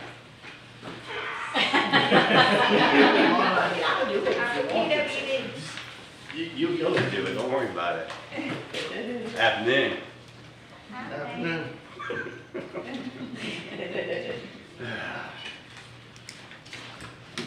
You can start anywhere you want to, at the top, you prefer. Oh, Well, I mean, Go I'm ahead, gonna Mike. interject real quick. I know from the top part, that's pretty much all Yep. mandated by salaries and, so those numbers there are basically what's been computed from House Springbrook. Salary, overtime, taxes, retirement, health, all the way down. Personnel. Just on the whole person. Yeah, the whole personnel is Okay. kind of out of their Realm. So responsibility. how are we down 7%? And you're seeing the effect per department. Right, just the movement of the, or the reallocation. Of bodies and Gotcha. salaries. Trying to get it as true to a department as I possibly can. Right. Then start our operating costs. operating costs. Communications and freight. Mike, I mean, Okay, you're at zero, that's good. we, zero? Just carrying it over. We're carrying it over. All right, good. Hey, these numbers are what you told me, so don't go, Yeah. hey, Mike. Come on, Mike. These are the numbers you gave me. I would say that Mike has praised all department heads for what the job that they've done during this budget. And I'm very, very happy with it, so good job. Now, the insurance, I mean, that's. It is what it is. That's out of our hands. That's out of our hands, right? But workman's comp looks really good, considering that to me would be the most high risk for injury in those departments. Workman's That's comp. just We're trying to workman's keep comp. everybody healthy and, And- You know, Because that would be the most it's got- vulnerable part between this sanitation and public works, I would think, to claim workman's comp. yes. So that's really good. We're, repairs and maintenance, Just to carry over. carry over. Is that just equipment, it's not vehicles, it's just the equipment that people use in general maintenance? And just, it's maintaining the vehicles or the mowers or, Gotcha. yes, yes, Okay. yes. Operating supplies. I guess that would be a carryover too. I mean, really no change there. It looks like, but it does look the same thing, with Sandy, is there a reason why you think the latter part of the year you're gonna spend more? Because year to date, in the last 9 months, you only spent half of what the budget is.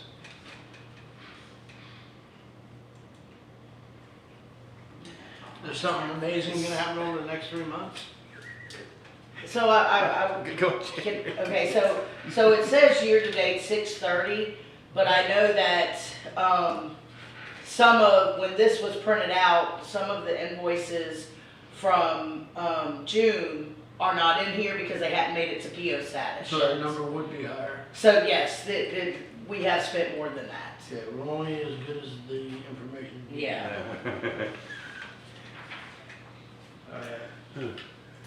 Uniforms, Yep. carry that over. Reserves, Fuel and. fuel, okay, fuel and lubricants. That's gonna be the fuel pumps out here, You see that getting an increase there? depending on gas prices today. It might. 47%'s a jump, so is it still a rough guess? Yes. And is it because of fuel prices? Because fuel prices, they go up and down, just, absolutely.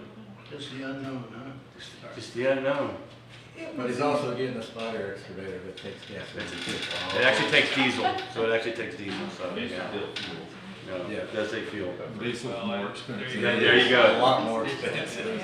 There you go. Yeah. Sam, Yes, ma'am. I don't know if it was last year or the year before, there was a a problem with the fuel pump, and It was last year. has that been remedied? Yeah. You still have a, We have, Two, Brandon? go ahead, Jerry. Okay, so what it looks like is that was taken out of this year's budget. So that's why the fuel and lubricants is so high, but it's also, we only have the fuel in the budget up till April. So we're still missing May, June, what we, Okay. you know, so that's why there's that increase. We tried to not take, you know, we tried in our heads to, how much the fuel pump was, to take that out of our mind, just deduct it from what we spent, because that obviously won't be a charge next year. So it's still, with gas prices the way they are, still might go up some. I was just wanting to make sure that the fuel pump, the wonkiness of it and. No. Oh, yeah. Everything We is got a new. whole new fuel All pump. new fuel pumps. Okay. It's awesome. Everything's new out there. We have 5% discount or reduction.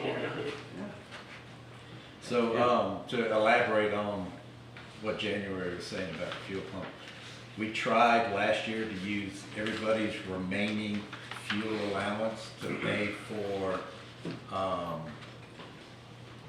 the new fuel pumps and the installation. But in the accounting world, when you take ownership of it, is when it actually hits your books, and that happened in November. Okay, So that's why it hit this year's budget items where everybody's gonna be a tad bit high. okay. And that's gonna be included in the next budget amendment. We had the money last year, it all just goes right back into the general fund, so I just need to take that money and apply it back for this year. We didn't have, that's a good thing about the audit, is we did not have very many reclassifying entries. So, you know, we did a good job on that. And then I've already talked with the department heads that when October 1 rolls around, no more of this, oh, but that's 26 money. It's going into October 1 money, and then we'll make adjustments. Because it was a nightmare for me to try and make all those adjustments where we were buying things in mid-October, late October, so, oh, that's 25 money. It was a nightmare. No more. October 1 rolls around, we start a new fiscal year with new money. Is that why we have these negative reserve accounts and negative machinery and equipment costs? Well, that reserve account was leftover monies from, that we put in from last year on the budget, and it's just a reduction because I'm not having a reserve. You're not this year. doing that this year? Correct. Okay. That was uniforms, wasn't it, January? All right, unless anybody, let's go ahead and move to road and streets, road and streets. If there's anybody has any question on, personnel costs or anything above the personnel costs, if not, we're gonna move right to operating. We good? So the professional services, No, that was rolled over too, was it not? No. yeah. Well, you, Well, 100% increase. I think you might have another I do. spreadsheet here. Go ahead. Yeah. I don't know, what my formula says that it should compute to 0, but I don't know why it's putting 100.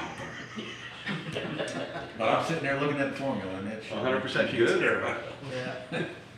I heard Garrett's in the Excel nowadays. Oh, yeah. Oh, yeah.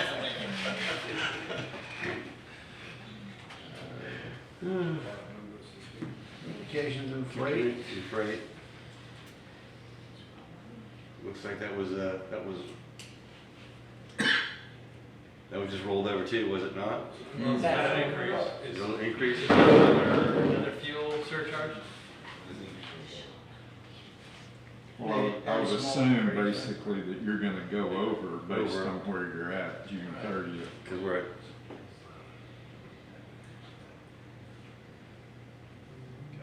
yes, Where you at, Sam? we were at communications and freight.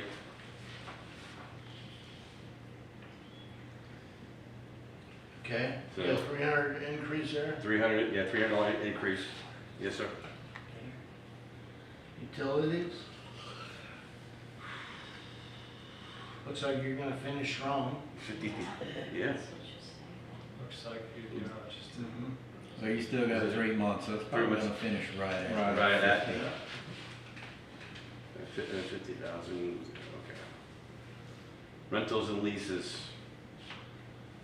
Is there a new lease? I think that's just when you arbitrarily have to go like rent a little machine. It's or something that we, The 5-ton. the 5 ton we rolled the The shells. shells and everything, yes. Okay. Yes. That's all it was. Short-term rentals. Short terms, nothing long, a week or two. Insurance and liabilities equipment, Yeah, you go to repairs and maintenance. repairs and maintenance, oh, there it is, yes, it is. That was an increase. Come on, you wanna give me a hand up here or what? So in Road and Street, it's like our only department that we are in the negative in a few departments, or a few line items. Repairs and maintenance is one of them. A lot of it has to do with, all these signs we've been ordering, which also goes under, it has its own heading down here. But, the irrigation that we've done in Florida Avenue. Florida Avenue. That ended up costing more than we thought. A lot of money was spent, unfortunately, around November, December-ish on stuff.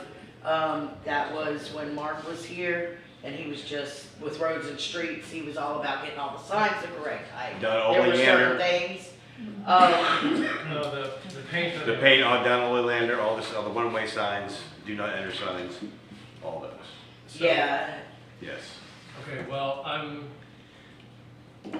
I guess I'm gonna hold you to this new budget for next year, because I wanna see more rope, things like in front of the Caribbean Coffee. We want more of those. Okay. Those can't cost more than $1,000 or so. Might not buy as many signs, but we'll probably have some different projects. Absolutely. Absolutely. That's what you're saying. That's what I'm saying. Okay. No, I'm getting picked on, that's good. Other current, Alright. Other current charges, yeah. that was, What is that? well, we What's spent $715. I can Yeah. look real quick what it was. I don't know Yeah. exactly what, I can't remember what it was. But that's usually, I don't know, that could be anything. Because sometimes it's stuff that City Hall has done for the road department. So it's taken out of other current charges. If, Drug Um, test, yes, if there's new employees that are being hired, they have to have their drug test and their, background check. background checks and that kind of thing, that comes out of there. Is there a reason why there's no 20, 25, 26 money in there? Just categorized different or I put in different places? different Wrong. people did those budgets. That's a good enough answer for me. Yeah. It's another area that you might look at. Yeah, it's $1,000, go ahead and leave it. Okay, Find out where that's coming from. yeah, I can look that up right now. I'm doing it right now. Okay, now, I remember why the repairs and maintenance went up so high. Because we took it out of operating supplies. Because operating supplies is tools and like janitorial supplies, weed eater and stuff like that. And we are actually doing extremely well in that department, so we took that much out of that and put it in the repairs and maintenance, because that's where it needs to go mostly. That's what it But we're is. still So that's why you under took- operating supplies, looks like you're proposing 20,000 in there, and you only spent 4,400 so far. To date. Today. Well, Yeah. really about halfway through June. So I mean, I don't hardly see any way you're gonna spend another $15,000 in 3 months. Yeah, that would be a question area, obviously. Yeah. Is that an area? And that's enough money, you know, that a few of those start to Yeah, impact. that's real money. Yeah, should that be 10,000, should it be 15,000? I think you guys might have to do some homework there. On that one there. Yeah. Maybe go to 15. Yes? Well, Well, this is, I would like to hear next time, like, the breakdown of this category.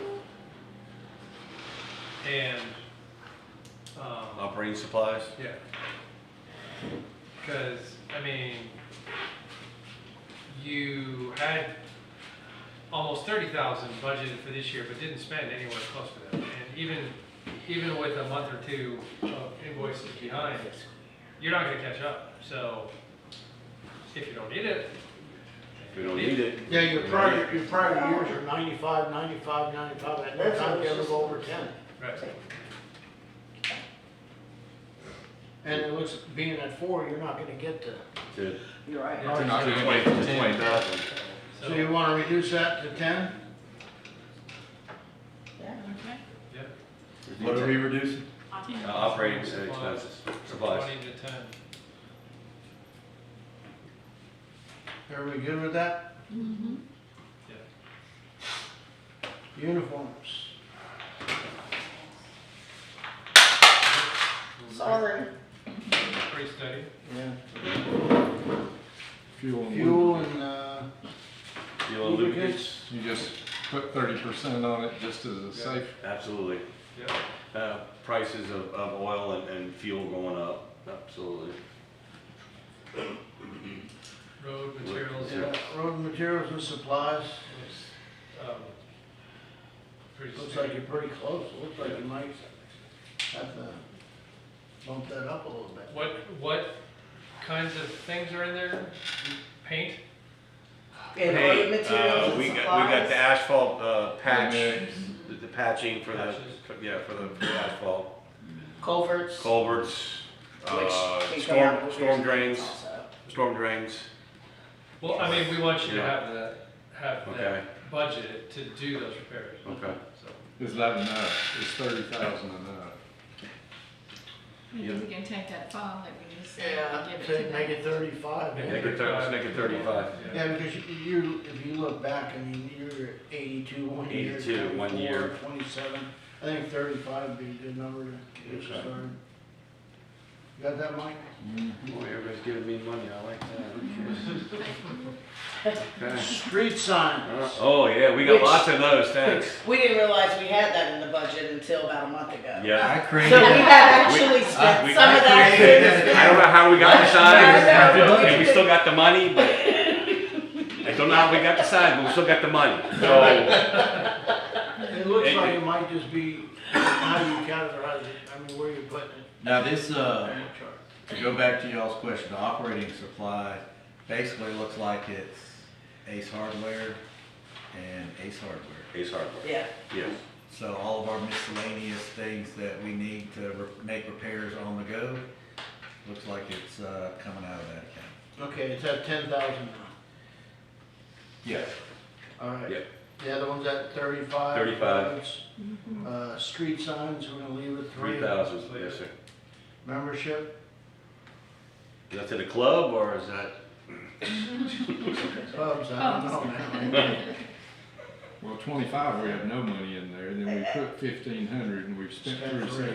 so And that was definitely a Mark Steele thing, because he had all these plans to have, you know, all the employees trained on this, trained on that, let's see who we get a CDL for, and so I think that's where that comes from. So is any of that, gonna happen next year? If not, bring it down to 500. I don't think there's Well, any what reason about, for, the only thing I would think is CDL. You know, the CDLs are not cheap. They're these not days. cheap. They're about No. $7,000 yeah. Oh, wow. to get a So- CDL. Does anybody need a CDL? Do we have sufficient number of people in the city with CDLs that we don't need Yes, to worry about? yes, we do, yes, we do. So that could go to 500, is that what we're, Yeah. Take that 15 to 5. Building? I would pass on that, right? That looks like a prior year. Prior years. Yeah. So what was the budget for this 26 year, in reserve, 21,840, is that what? Yeah, we had a little bit of money left over, so it got spread out into different departments where we put the extra money. So that money's gone. I mean, this 21 that was budgeted, it's been moved somewhere else. Well, it's still in the reserve account for road and streets. Okay. What's, on the capital cost, that's probably gonna be, okay. How do I spend the reserve? You don't. any other questions in that area? Now, I do have a question. Who's buying dinner? On the last year, the line item for various paving of $300,000. Yeah. We actually took that from the paving and maintenance fund. Do we want to take that from the paving and maintenance fund this year, or do we want to take it from the general? For any paving we do? Well, like, we got $300,000 here on the budget for this year. It can either hit the general fund, or it can come out of the paving and maintenance fund that we get from the sales tax revenue. I would That's say, it. That's over 300,000, right? Why wouldn't you take it out, isn't that 3% or 1.5% or something? Yes. Why wouldn't you take it out of that? I think that's what he's asking. That's what I'm asking. Last year, we made the decision from the CIP that instead of taking it from the general fund, we were gonna take it from paving and maintenance. So I'm Yeah, I would asking- do that, because what we found out is historically, we have not been doing that, and we Correct. changed to start doing that. So Correct. Yeah. I would say leave it at that. Paving and maintenance, all right? that's what that money's supposed to be used for. Right, yeah. So we can knock off that 300,000. What's this last item, improvements over? Other than buildings, that was prior year. Okay, We don't have anything for this year. well, it says you've got something for the I day. think Maybe it's a that's, small amount. That was year to date for this budget year. Next budget year, Next we year, don't have you're anything. changing it up. Correct. All right, we've got a lot more to get through here, guys. So, not saying go, but let's get through. Canal expenses, go ahead and jump down to, operating costs. Is that me again too? or- Yeah. That's me again? Well, if you look at their operating costs, you know, it's a zero increase on most everything till you get down to fuel and lubricants. That seems So like if you want to simplify the conversation, just go with that. We got the one on insurance, 600. I mean, Oh my God, what a hit. But again, it balances out, because Yeah. you had some that had a high number that we budgeted for and it was real low. This one we budgeted real low based on prior history, and after doing the in-depth extrapolation of how everything goes, that's how it falls out Yeah, now. it has a lot to do with you changing the salary I'm having a hard time, percentages. I'm having a hard time down here at fuel and lubricants. Yeah, We that- actually spent double the amount of fuel. yeah, that's not a fuel, that's not oil prices. I think that includes Fuel Master. I mean, there's no way we did that much work at, I think it was when they did the pump side here, is that what you're talking about? Yeah, Master? yeah, the Fuel Master. When they added, when they got all upgraded out here. Yes. so it got buried on the Which you canal. probably don't need to increase it. No. It depends on, I think, how much the Fuel Master got took out of that department. Yeah, I don't see any way that we could have, The 100, no. Because I'm looking at prior years, how could we have spent, well, I think we vastly underestimated last year. The prior years, it went from you spent less than 10,000, Yeah. budget 35. and then we budgeted 15 and spent 30? And then spent 30. That makes no sense. And now we wanna go and propose at 40. Yeah, I don't, something's wrong. How does that make sense? Right here.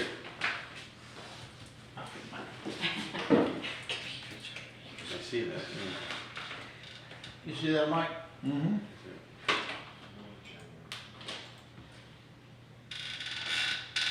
So, I mean, Sam, you see that? No, I see it. forgive me, you're gonna have to remind me what the Fuel Master thing was. The The new pump. pumps. The They pump. have fuel pump. Yeah, it went from 35 to 8, 35, and So, then 30 to 40. Yeah, I see that. 15 to 30, and that's. we spent, they took 20,000 out of this account. It looks like for the Fuel Master. For the, So that means we actually Am I on reading fuel that right? only spent 10,000 so far. Yes. So we were right on the Yes. point at 15,000. What is it? 8,000. Are you saying that it's not a usage thing? It's a, No, this was the part that I was talking about earlier, where Okay, so it We looks like tried 25,000 was spent on the fuel master out of this department. That's why it's so high. We tried using last year's money to fix all that stuff over there, and we couldn't. I had to readjust and put it into this year, so that's in this year. We'll do the budget amendment at the end of the year I would to think fix so. that. So that go back down to 15. So this 15, go back yeah. to 15. 15. Oh, I like that. Yeah, me Oh, I too. love it. I mean, Okay, so we're gonna take the 40? And make it Make 15. it 15. 15. Oh, that's my truck right there. Yeah, keep going. Keep going. Keep going. Oh, that's it. Okay, and then. That can go down to, Repairs, maintenance. okay, right? Yep. Yeah. Of course, the canal has the big dollars. Yeah. Yep. All right. The expansion. Jump to vehicle maintenance expenses. Mike, quick Yes, question on canal before we go. After we have removed the 800,000 for the road repair, and you've got 600 and 200, what do we have in there as a current account number? I mean, what is our current account? What's our balance? About, thank you. Balance in what, the canal? And canal. I'd have to go get that from you, but Okay, it's, never mind. they're probably right around, I think the canal's almost at 200,000, and then the boat launch is 100 and change. Okay, thank you. But I can confirm that.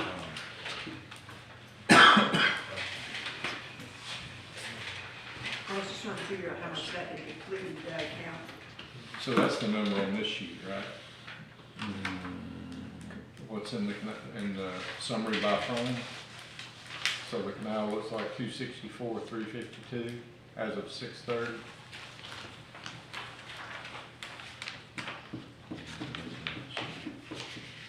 What are you asking, Steve? I'm not asking, I was just, because they're down here it's showing revenue on this sheet. Oh, okay. Okay. Because Lisa was asking what was in the canal fund. Oh, I forgot that. Oh, okay. Thank you, Steve. So canal's at 66,000, and the boat launch is at 53,000. That's in other funds. What's this up here, a breakdown where it's got canal broken out at 264? Is that expenses as of 6:30 at the top? Yes. So those are my year-to-date expenses, that you got the 26 budget number of 6 million. Gotcha. So that's just kind of a summary. That's all these pages summarized in one page, make it easy for y'all to look at. Gotcha. All right, vehicle maintenance. Operating costs, I mean, All right, let's just go ahead and, let's just jump on, what we wanna ask questions about. go ahead. Let's, There's nothing really jumping out. I mean, no, not real quick, huh? No, Nothing you need to cause anything. no. nope. All right, we're good. Parks and Recs. Start on operating.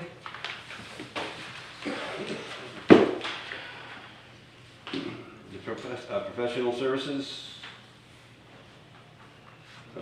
All those look good. Yeah. No, wait, hold on, let's just, hold on, Sam, we're just gonna go ahead and try to go through some of these to see what, try to speed up this process a little bit here.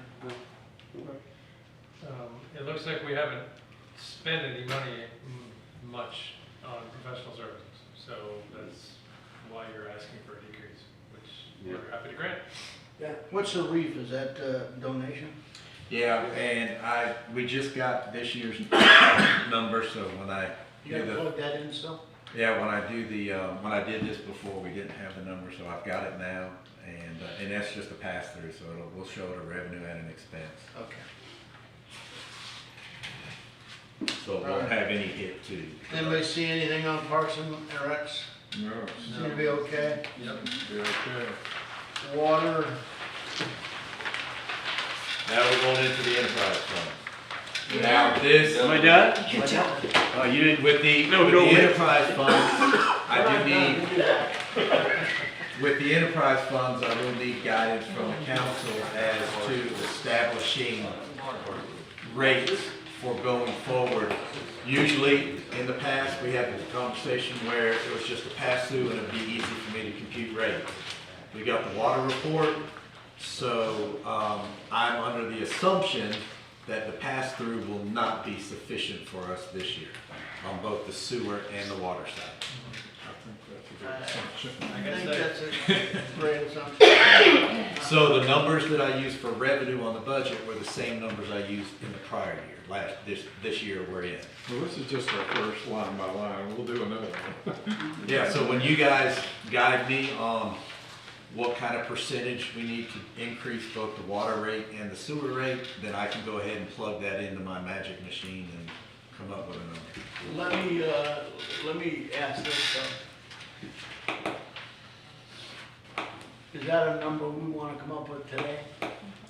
I think it's a number that we probably We should need to start. throw on an Excel spreadsheet and see what we come up with. We should throw a number on there and know that we're gonna have more input on it. I think the easiest number to throw at it is the proposed rate we got from our water study. That's, well, I mean, you gotta start I hear somewhere. you. You start somewhere and hope we can come down. Well, yeah, we hope, So but what is it, 10% how do you on get water from here to plus the there? pass-through? I thought it was 15. Oh, water was, It says the current rate, if I'm reading this right, was 55, is that not right? And they're proposing it go to 60. but that's not including the pass-through. Yeah, that's not including the pass-through. You have 2.7 on water, right? And then, what's, Yeah, I guess I'm lost. Hang on. I was looking at the water report where they recommended like a 15% increase. yeah, but Yeah. we also have an increase from Bay County. Oh, no, here it is. The current rate is 40 and they're recommending, that was the sewer rate. Mm-hmm. The water rate currently is 40.83. Correct. Without a pass-through. Correct.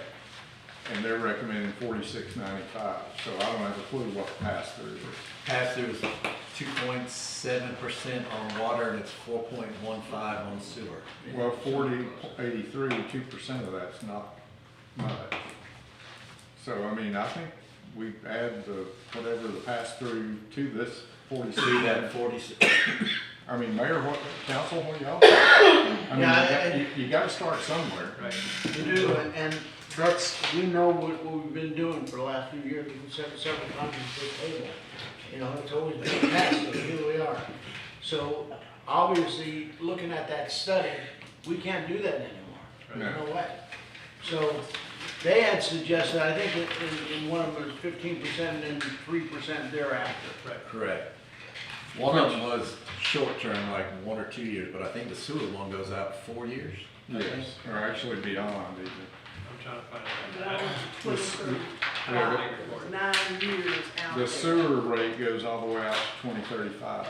At 15%? So does water. No, well, according to their chart, it goes, when you add the base charge and the usage charge, the combined bill for sewer would be $102.30 just for sewer.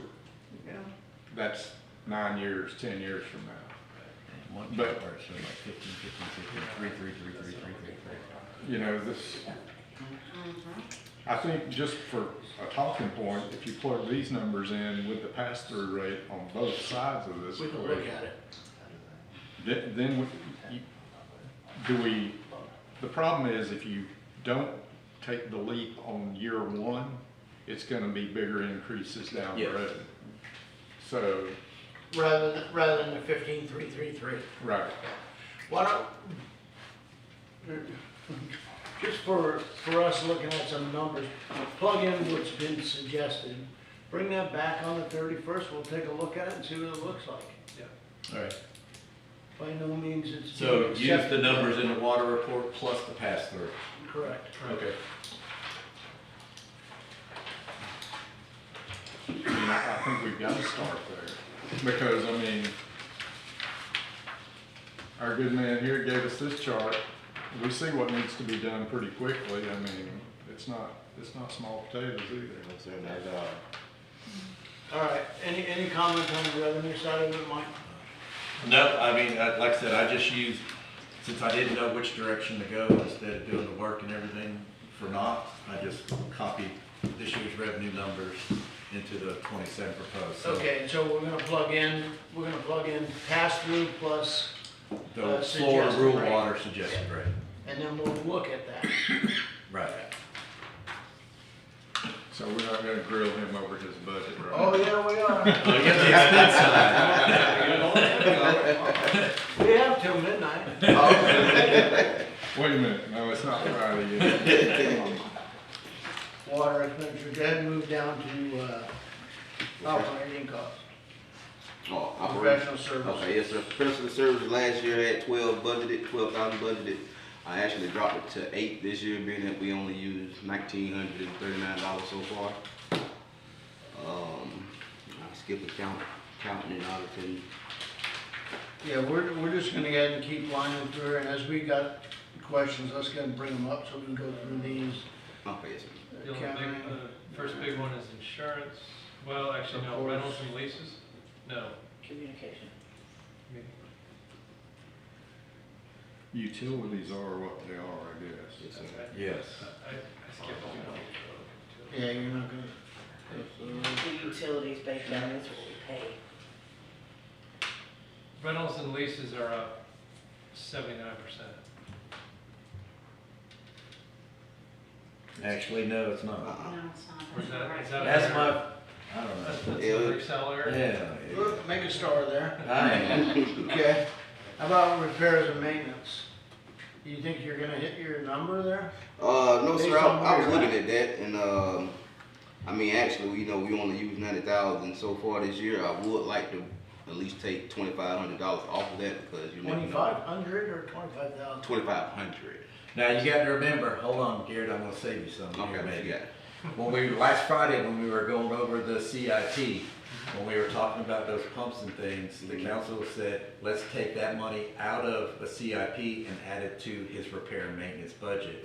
So I took that money from the CIP Okay. and added it to that repair and maintenance budget. So that's the reason for the increase. Yes. And by repairs, we're talking about, The main thing we were talking about were like those pumps inside the lift stations. That was one of the things. No, this water here. Or water. Yes, sir, this water. Excuse me. is that, and that's not water meters either. No, sir, remember y'all gave me the budget of 50,000, a capital improvement plan each year to, purchase, to go ahead and purchase how many, however many, Right. meters I get $50,000. So, Okay, Mike, did you move that money? Or not? I did. Repairs and maintenance, you did? I did. I took $80,000 and added it. No, I took, 178. Hold on, maybe. Yeah, you might be that to the sewer, Mr. I think I did that to the, Yes, to sir. the sewers. My bad. It's All okay. right, then My what's bad. going on with repairs and maintenance? You're at 90, you're asking for They're asking 170. for an increase. Yes, sir, we can take 2,500 off of that if possible. I mean, you never know what may happen. We do have 2,500 or 25,000? 2,500. We do have, one VFD out in the water plant right now that I have AAG trying to replace. They haven't given me a number back on You're it. gonna spend another $90,000 in the next Oh, 3 no. months? But I'm saying you never know what may happen. You could have 2 more VFDs go down in the water plant or a pump go out, and you're gonna need that money to be able to replace it there. So it's just a safety net. I'd rather have it than not have it, and have to come back and ask for more. Well, I'm looking at prior years, right? Mm-hmm. Start with the column on the left.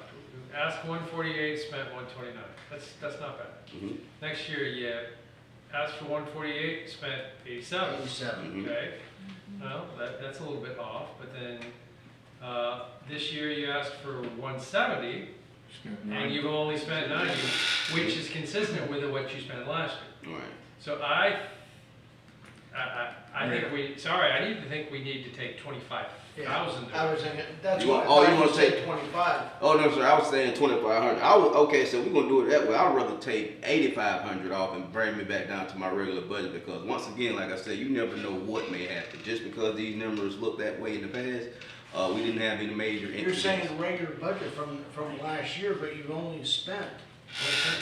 Okay, so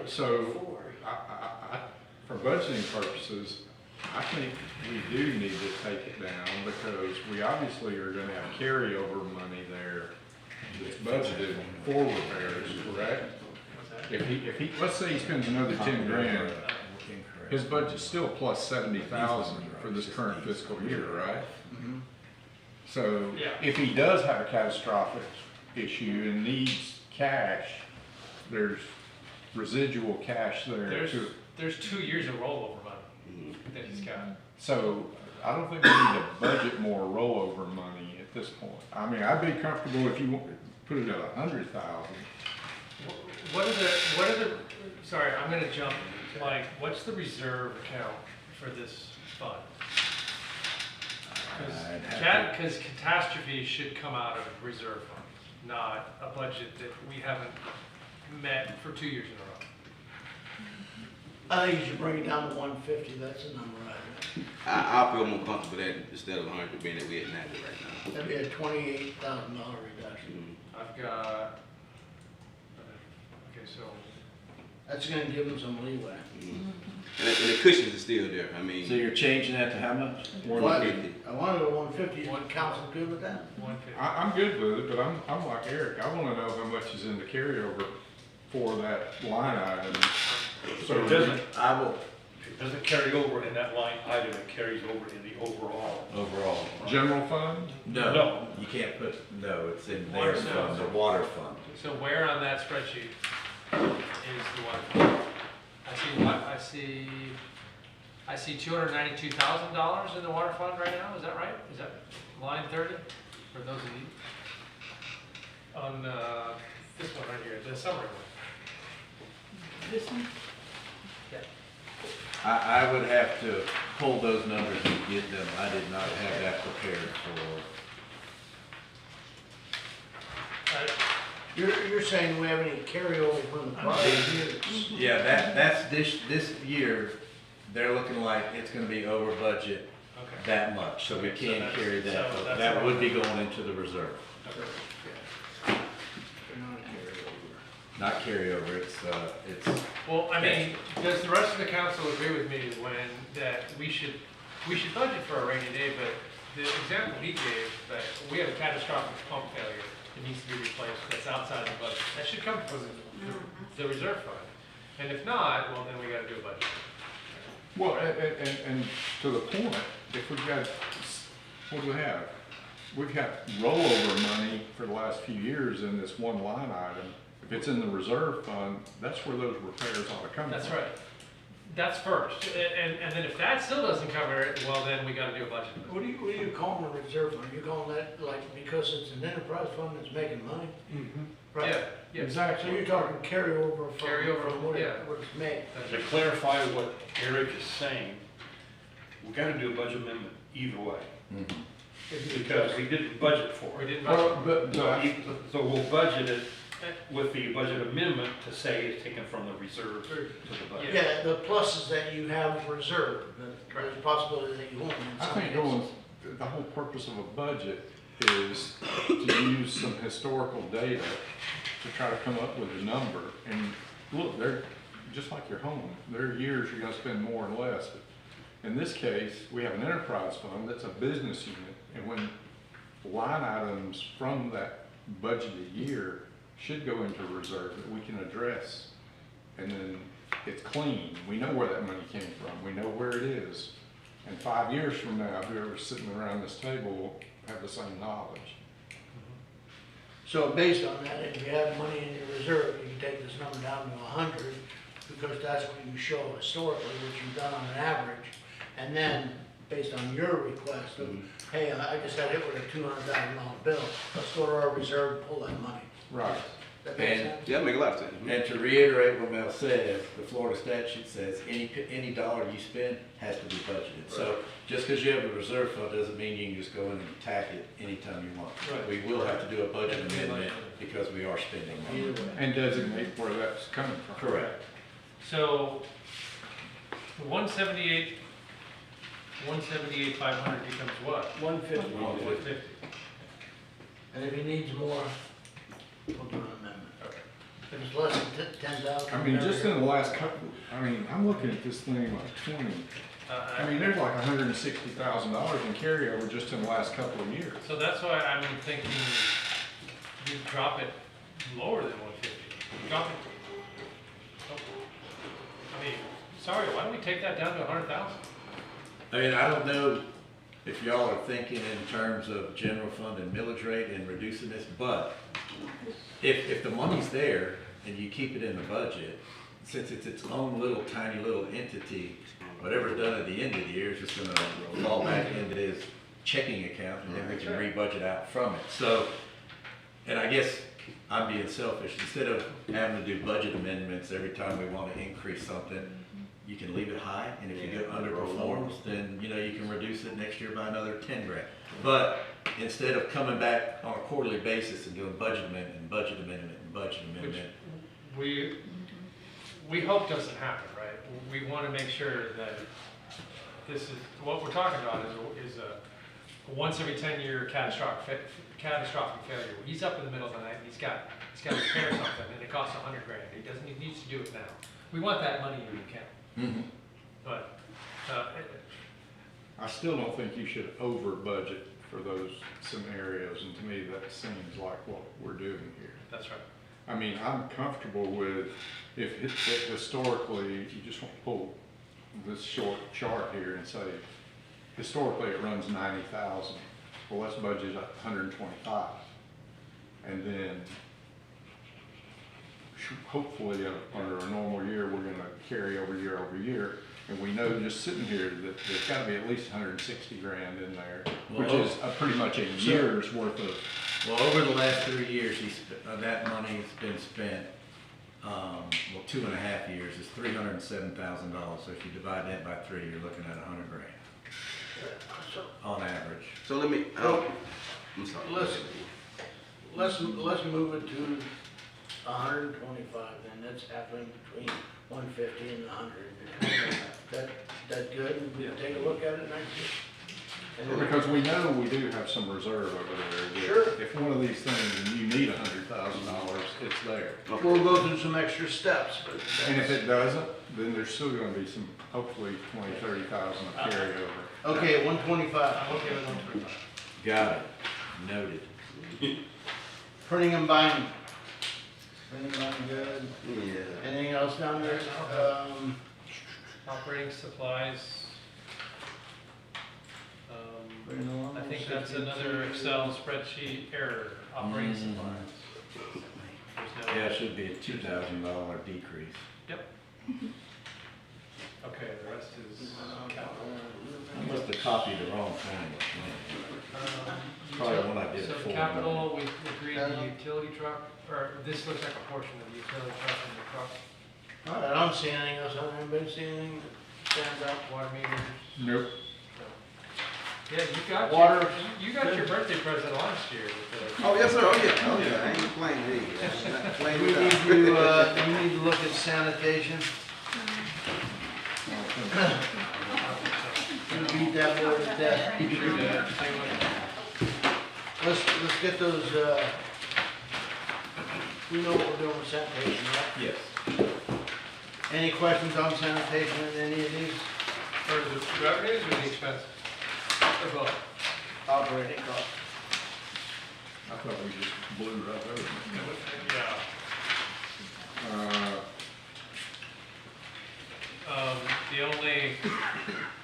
The only noteworthy thing on, sanitation expenses is another line item with an Excel error, office supplies. Did not go up 73%. But, No.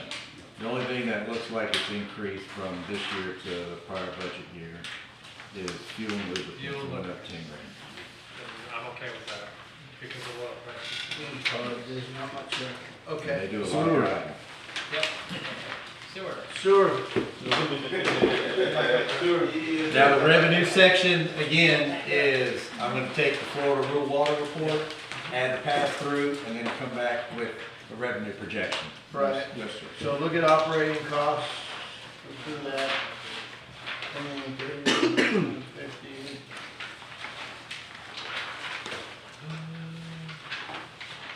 No real outliners.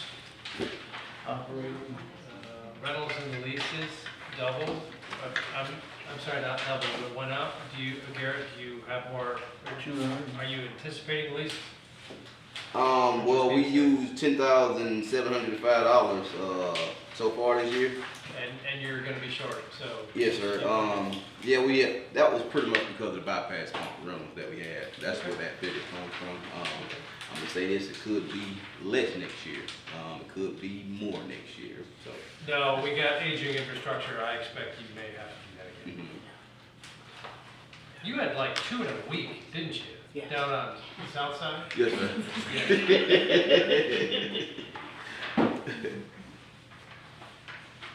And of course, he went up on fuel again, Mhm. as well for sewer. And let's see. All right, anything else? I have a question. On the, building for the 3 different departments that have this, and I don't think we fully discussed it last Friday, the pole barn money. I mean, I know we've been carrying it over now for 3 years. Do we have a plan in the future, or? I personally think, they have a plan to do it. I think the staff have a plan to do it, and the employees. The problem is we don't have a place to do it. So I think that we have to get the answer on the land and which way we're gonna go before we can really. What do you think? That's accurate. So we can just keep it and Keep rolling. rolling and rolling.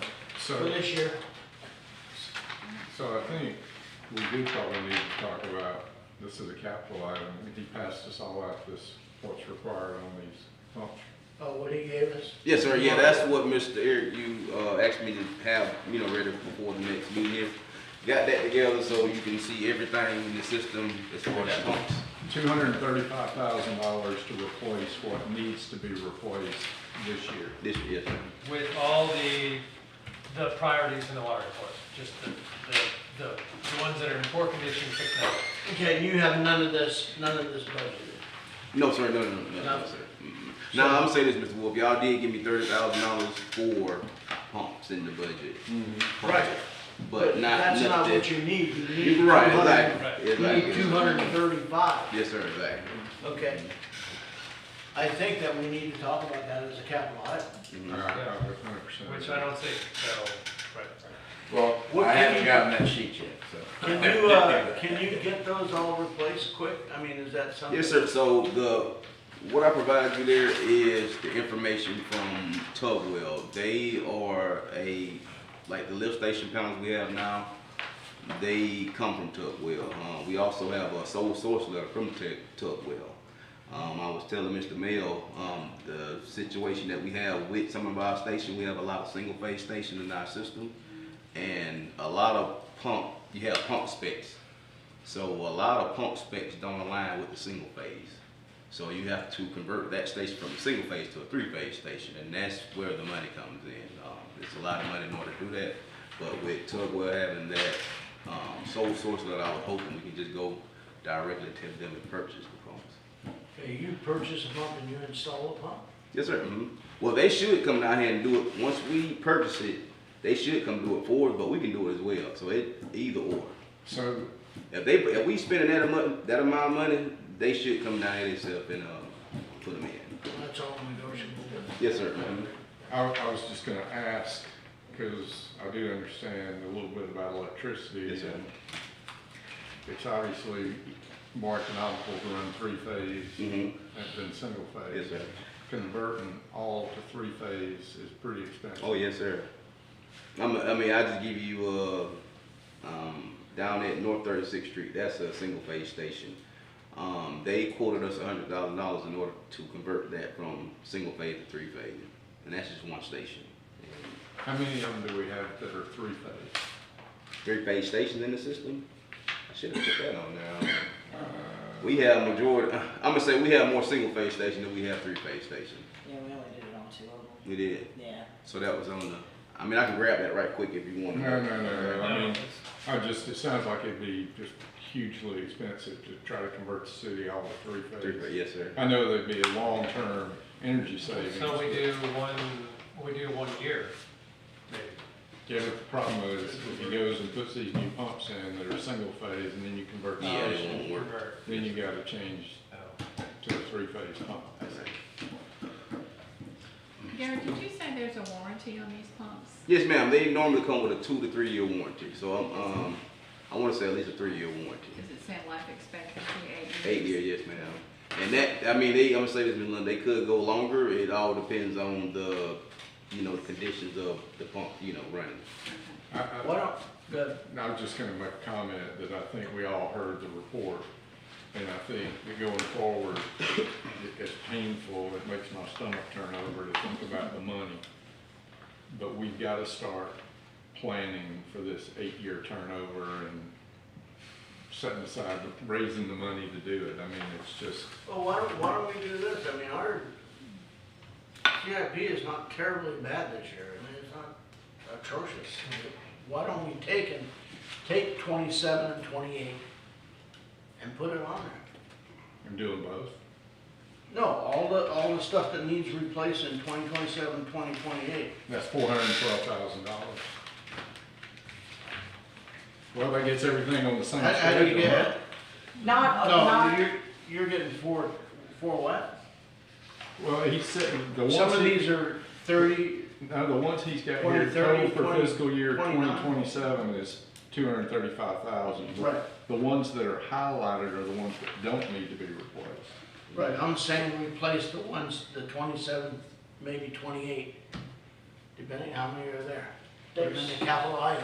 Well, y'all did get Four. aggressive and change it from 5 years out to 2 years at $100,000 each year. Correct. So I think that's an excellent idea. Let's put it in and look at it, because I believe that we have to take some action. So what number are we bumping up here? Well, So what let's number? see what that number is. You say that the 27 is 235. You take 35 you already have in there, so we're at 205, right? Yeah. Okay. So that takes care of all of, how many 28s are in there? There's one, Four. at 9,000. I think if we're down to 205, we ought to look at doing them all. One at 9,000, Where's, sorry, I missed the. 30 and The 20. 30,000 he's already got, which one is that? Which line item? He's up, he had the. No, he actually got $100,000 for pump For stations. pump and for lift this year. stations, right, that's Okay. what I see. Yeah, he That's said what's on the 30. CIP. Yeah. It's $100,000. So what, we would only need to put 135 with it. Right. And then all these that aren't highlighted would be changed. I believe we ought to add 28 in The 2028? Yep. So the 100 in this sheet goes to 412. No. No, The 412 is all of these. that's everything. The 235 are just the ones that aren't highlighted. No, yeah, but I'm saying on this last page, the sewer expenses, at the bottom, under capital costs, pumps, filling stations, we had 100,000, we're about to change that, right? 100,000 is gonna Correct. go. Add 135 to it. That So, brings you so to the 235 and takes care of all the 27. And then go ahead and do the 28s. Do we want, is there an advantage of putting the 28s on the shelf? Putting the, say that one more time. So going ahead and buying the 28s, whether we install them or not. Correct, put them Oh, on the yeah, shelf. if we gonna buy them, I'm gonna put them in the wet well. Okay, then we're going with the 27 only then. so 235 is the Instead of number. 100. Okay. So let me, Well, look, I don't wanna say 235 is the number, because we already have 100 in there already. Right, so we're adding 100, so the grand total is gonna be 235. Correct. The total would be. Correct. And the one, the single phase and the three phases, sounds like it's a nice to have, but we're not gonna be able to do that. So that capital item's gonna move from 100 to 235. Correct. Council good with that? I think so. That's We're a no- leaving 27, 28 at 100,000 right now No, on the it's- CIP. it'd be the difference between 235 and 412. You're adding 135. No. I think here, where the numbers are crisscrossing is the 412 includes a lot of these that won't be, due to be replaced till 2030, Right. 2034. I guess I missed that. 20 Total number. 2031. What the mayor's suggesting was adding in the ones that are into 2028, which is only, what, a few. It's not Maybe 100 though, because a couple of them are high. 70,000. Yeah. Well, Yeah, I think that's a budget item for next year. yeah, yeah. And if you wanted to. Let's pay for 28 and 28. 28. And you've got on the CIP budgeted 100 grand for 28, so if it's only 73, then Oh, 73. Yes. we're good. Okay, just to clarify. Okay, what we're doing There's two of them. in our budget, we're gonna add an additional 135 to the current 100. That we got in our capital budget. Already got 2027. That's already in there. So our, 27 pumps, and that's what, 27 pumps. Okay, I think that's money well spent. 235. And the good thing is with that is like Ron had explained earlier, that as we show actions that we're doing stuff in that report, it becomes a lot more beneficial to us when we want to apply for grants and stuff, that they see we're actually doing stuff to make these. So that we can then get grants and do Exactly. things that we can't afford to pay for. Exactly. Correct. Okay. And we have a lot of, I think we have a lot of those grants in the future that we need. Yes, 110%. So we will be replacing the 2027 pumps, Correct. and waiting only, okay. All right, Garrett, you got anything else? No, sir, that's it. Okay, council got anything else, or we good? Go over all the council? We're good. Good? Yep. Sure. We got what we need. Department heads, thank you guys, you guys did a good job, I appreciate it. Motion to adjourn? Motion to adjourn, under 3 hours. Just very much. Not much. Hey, under 3 hours. Good job, council.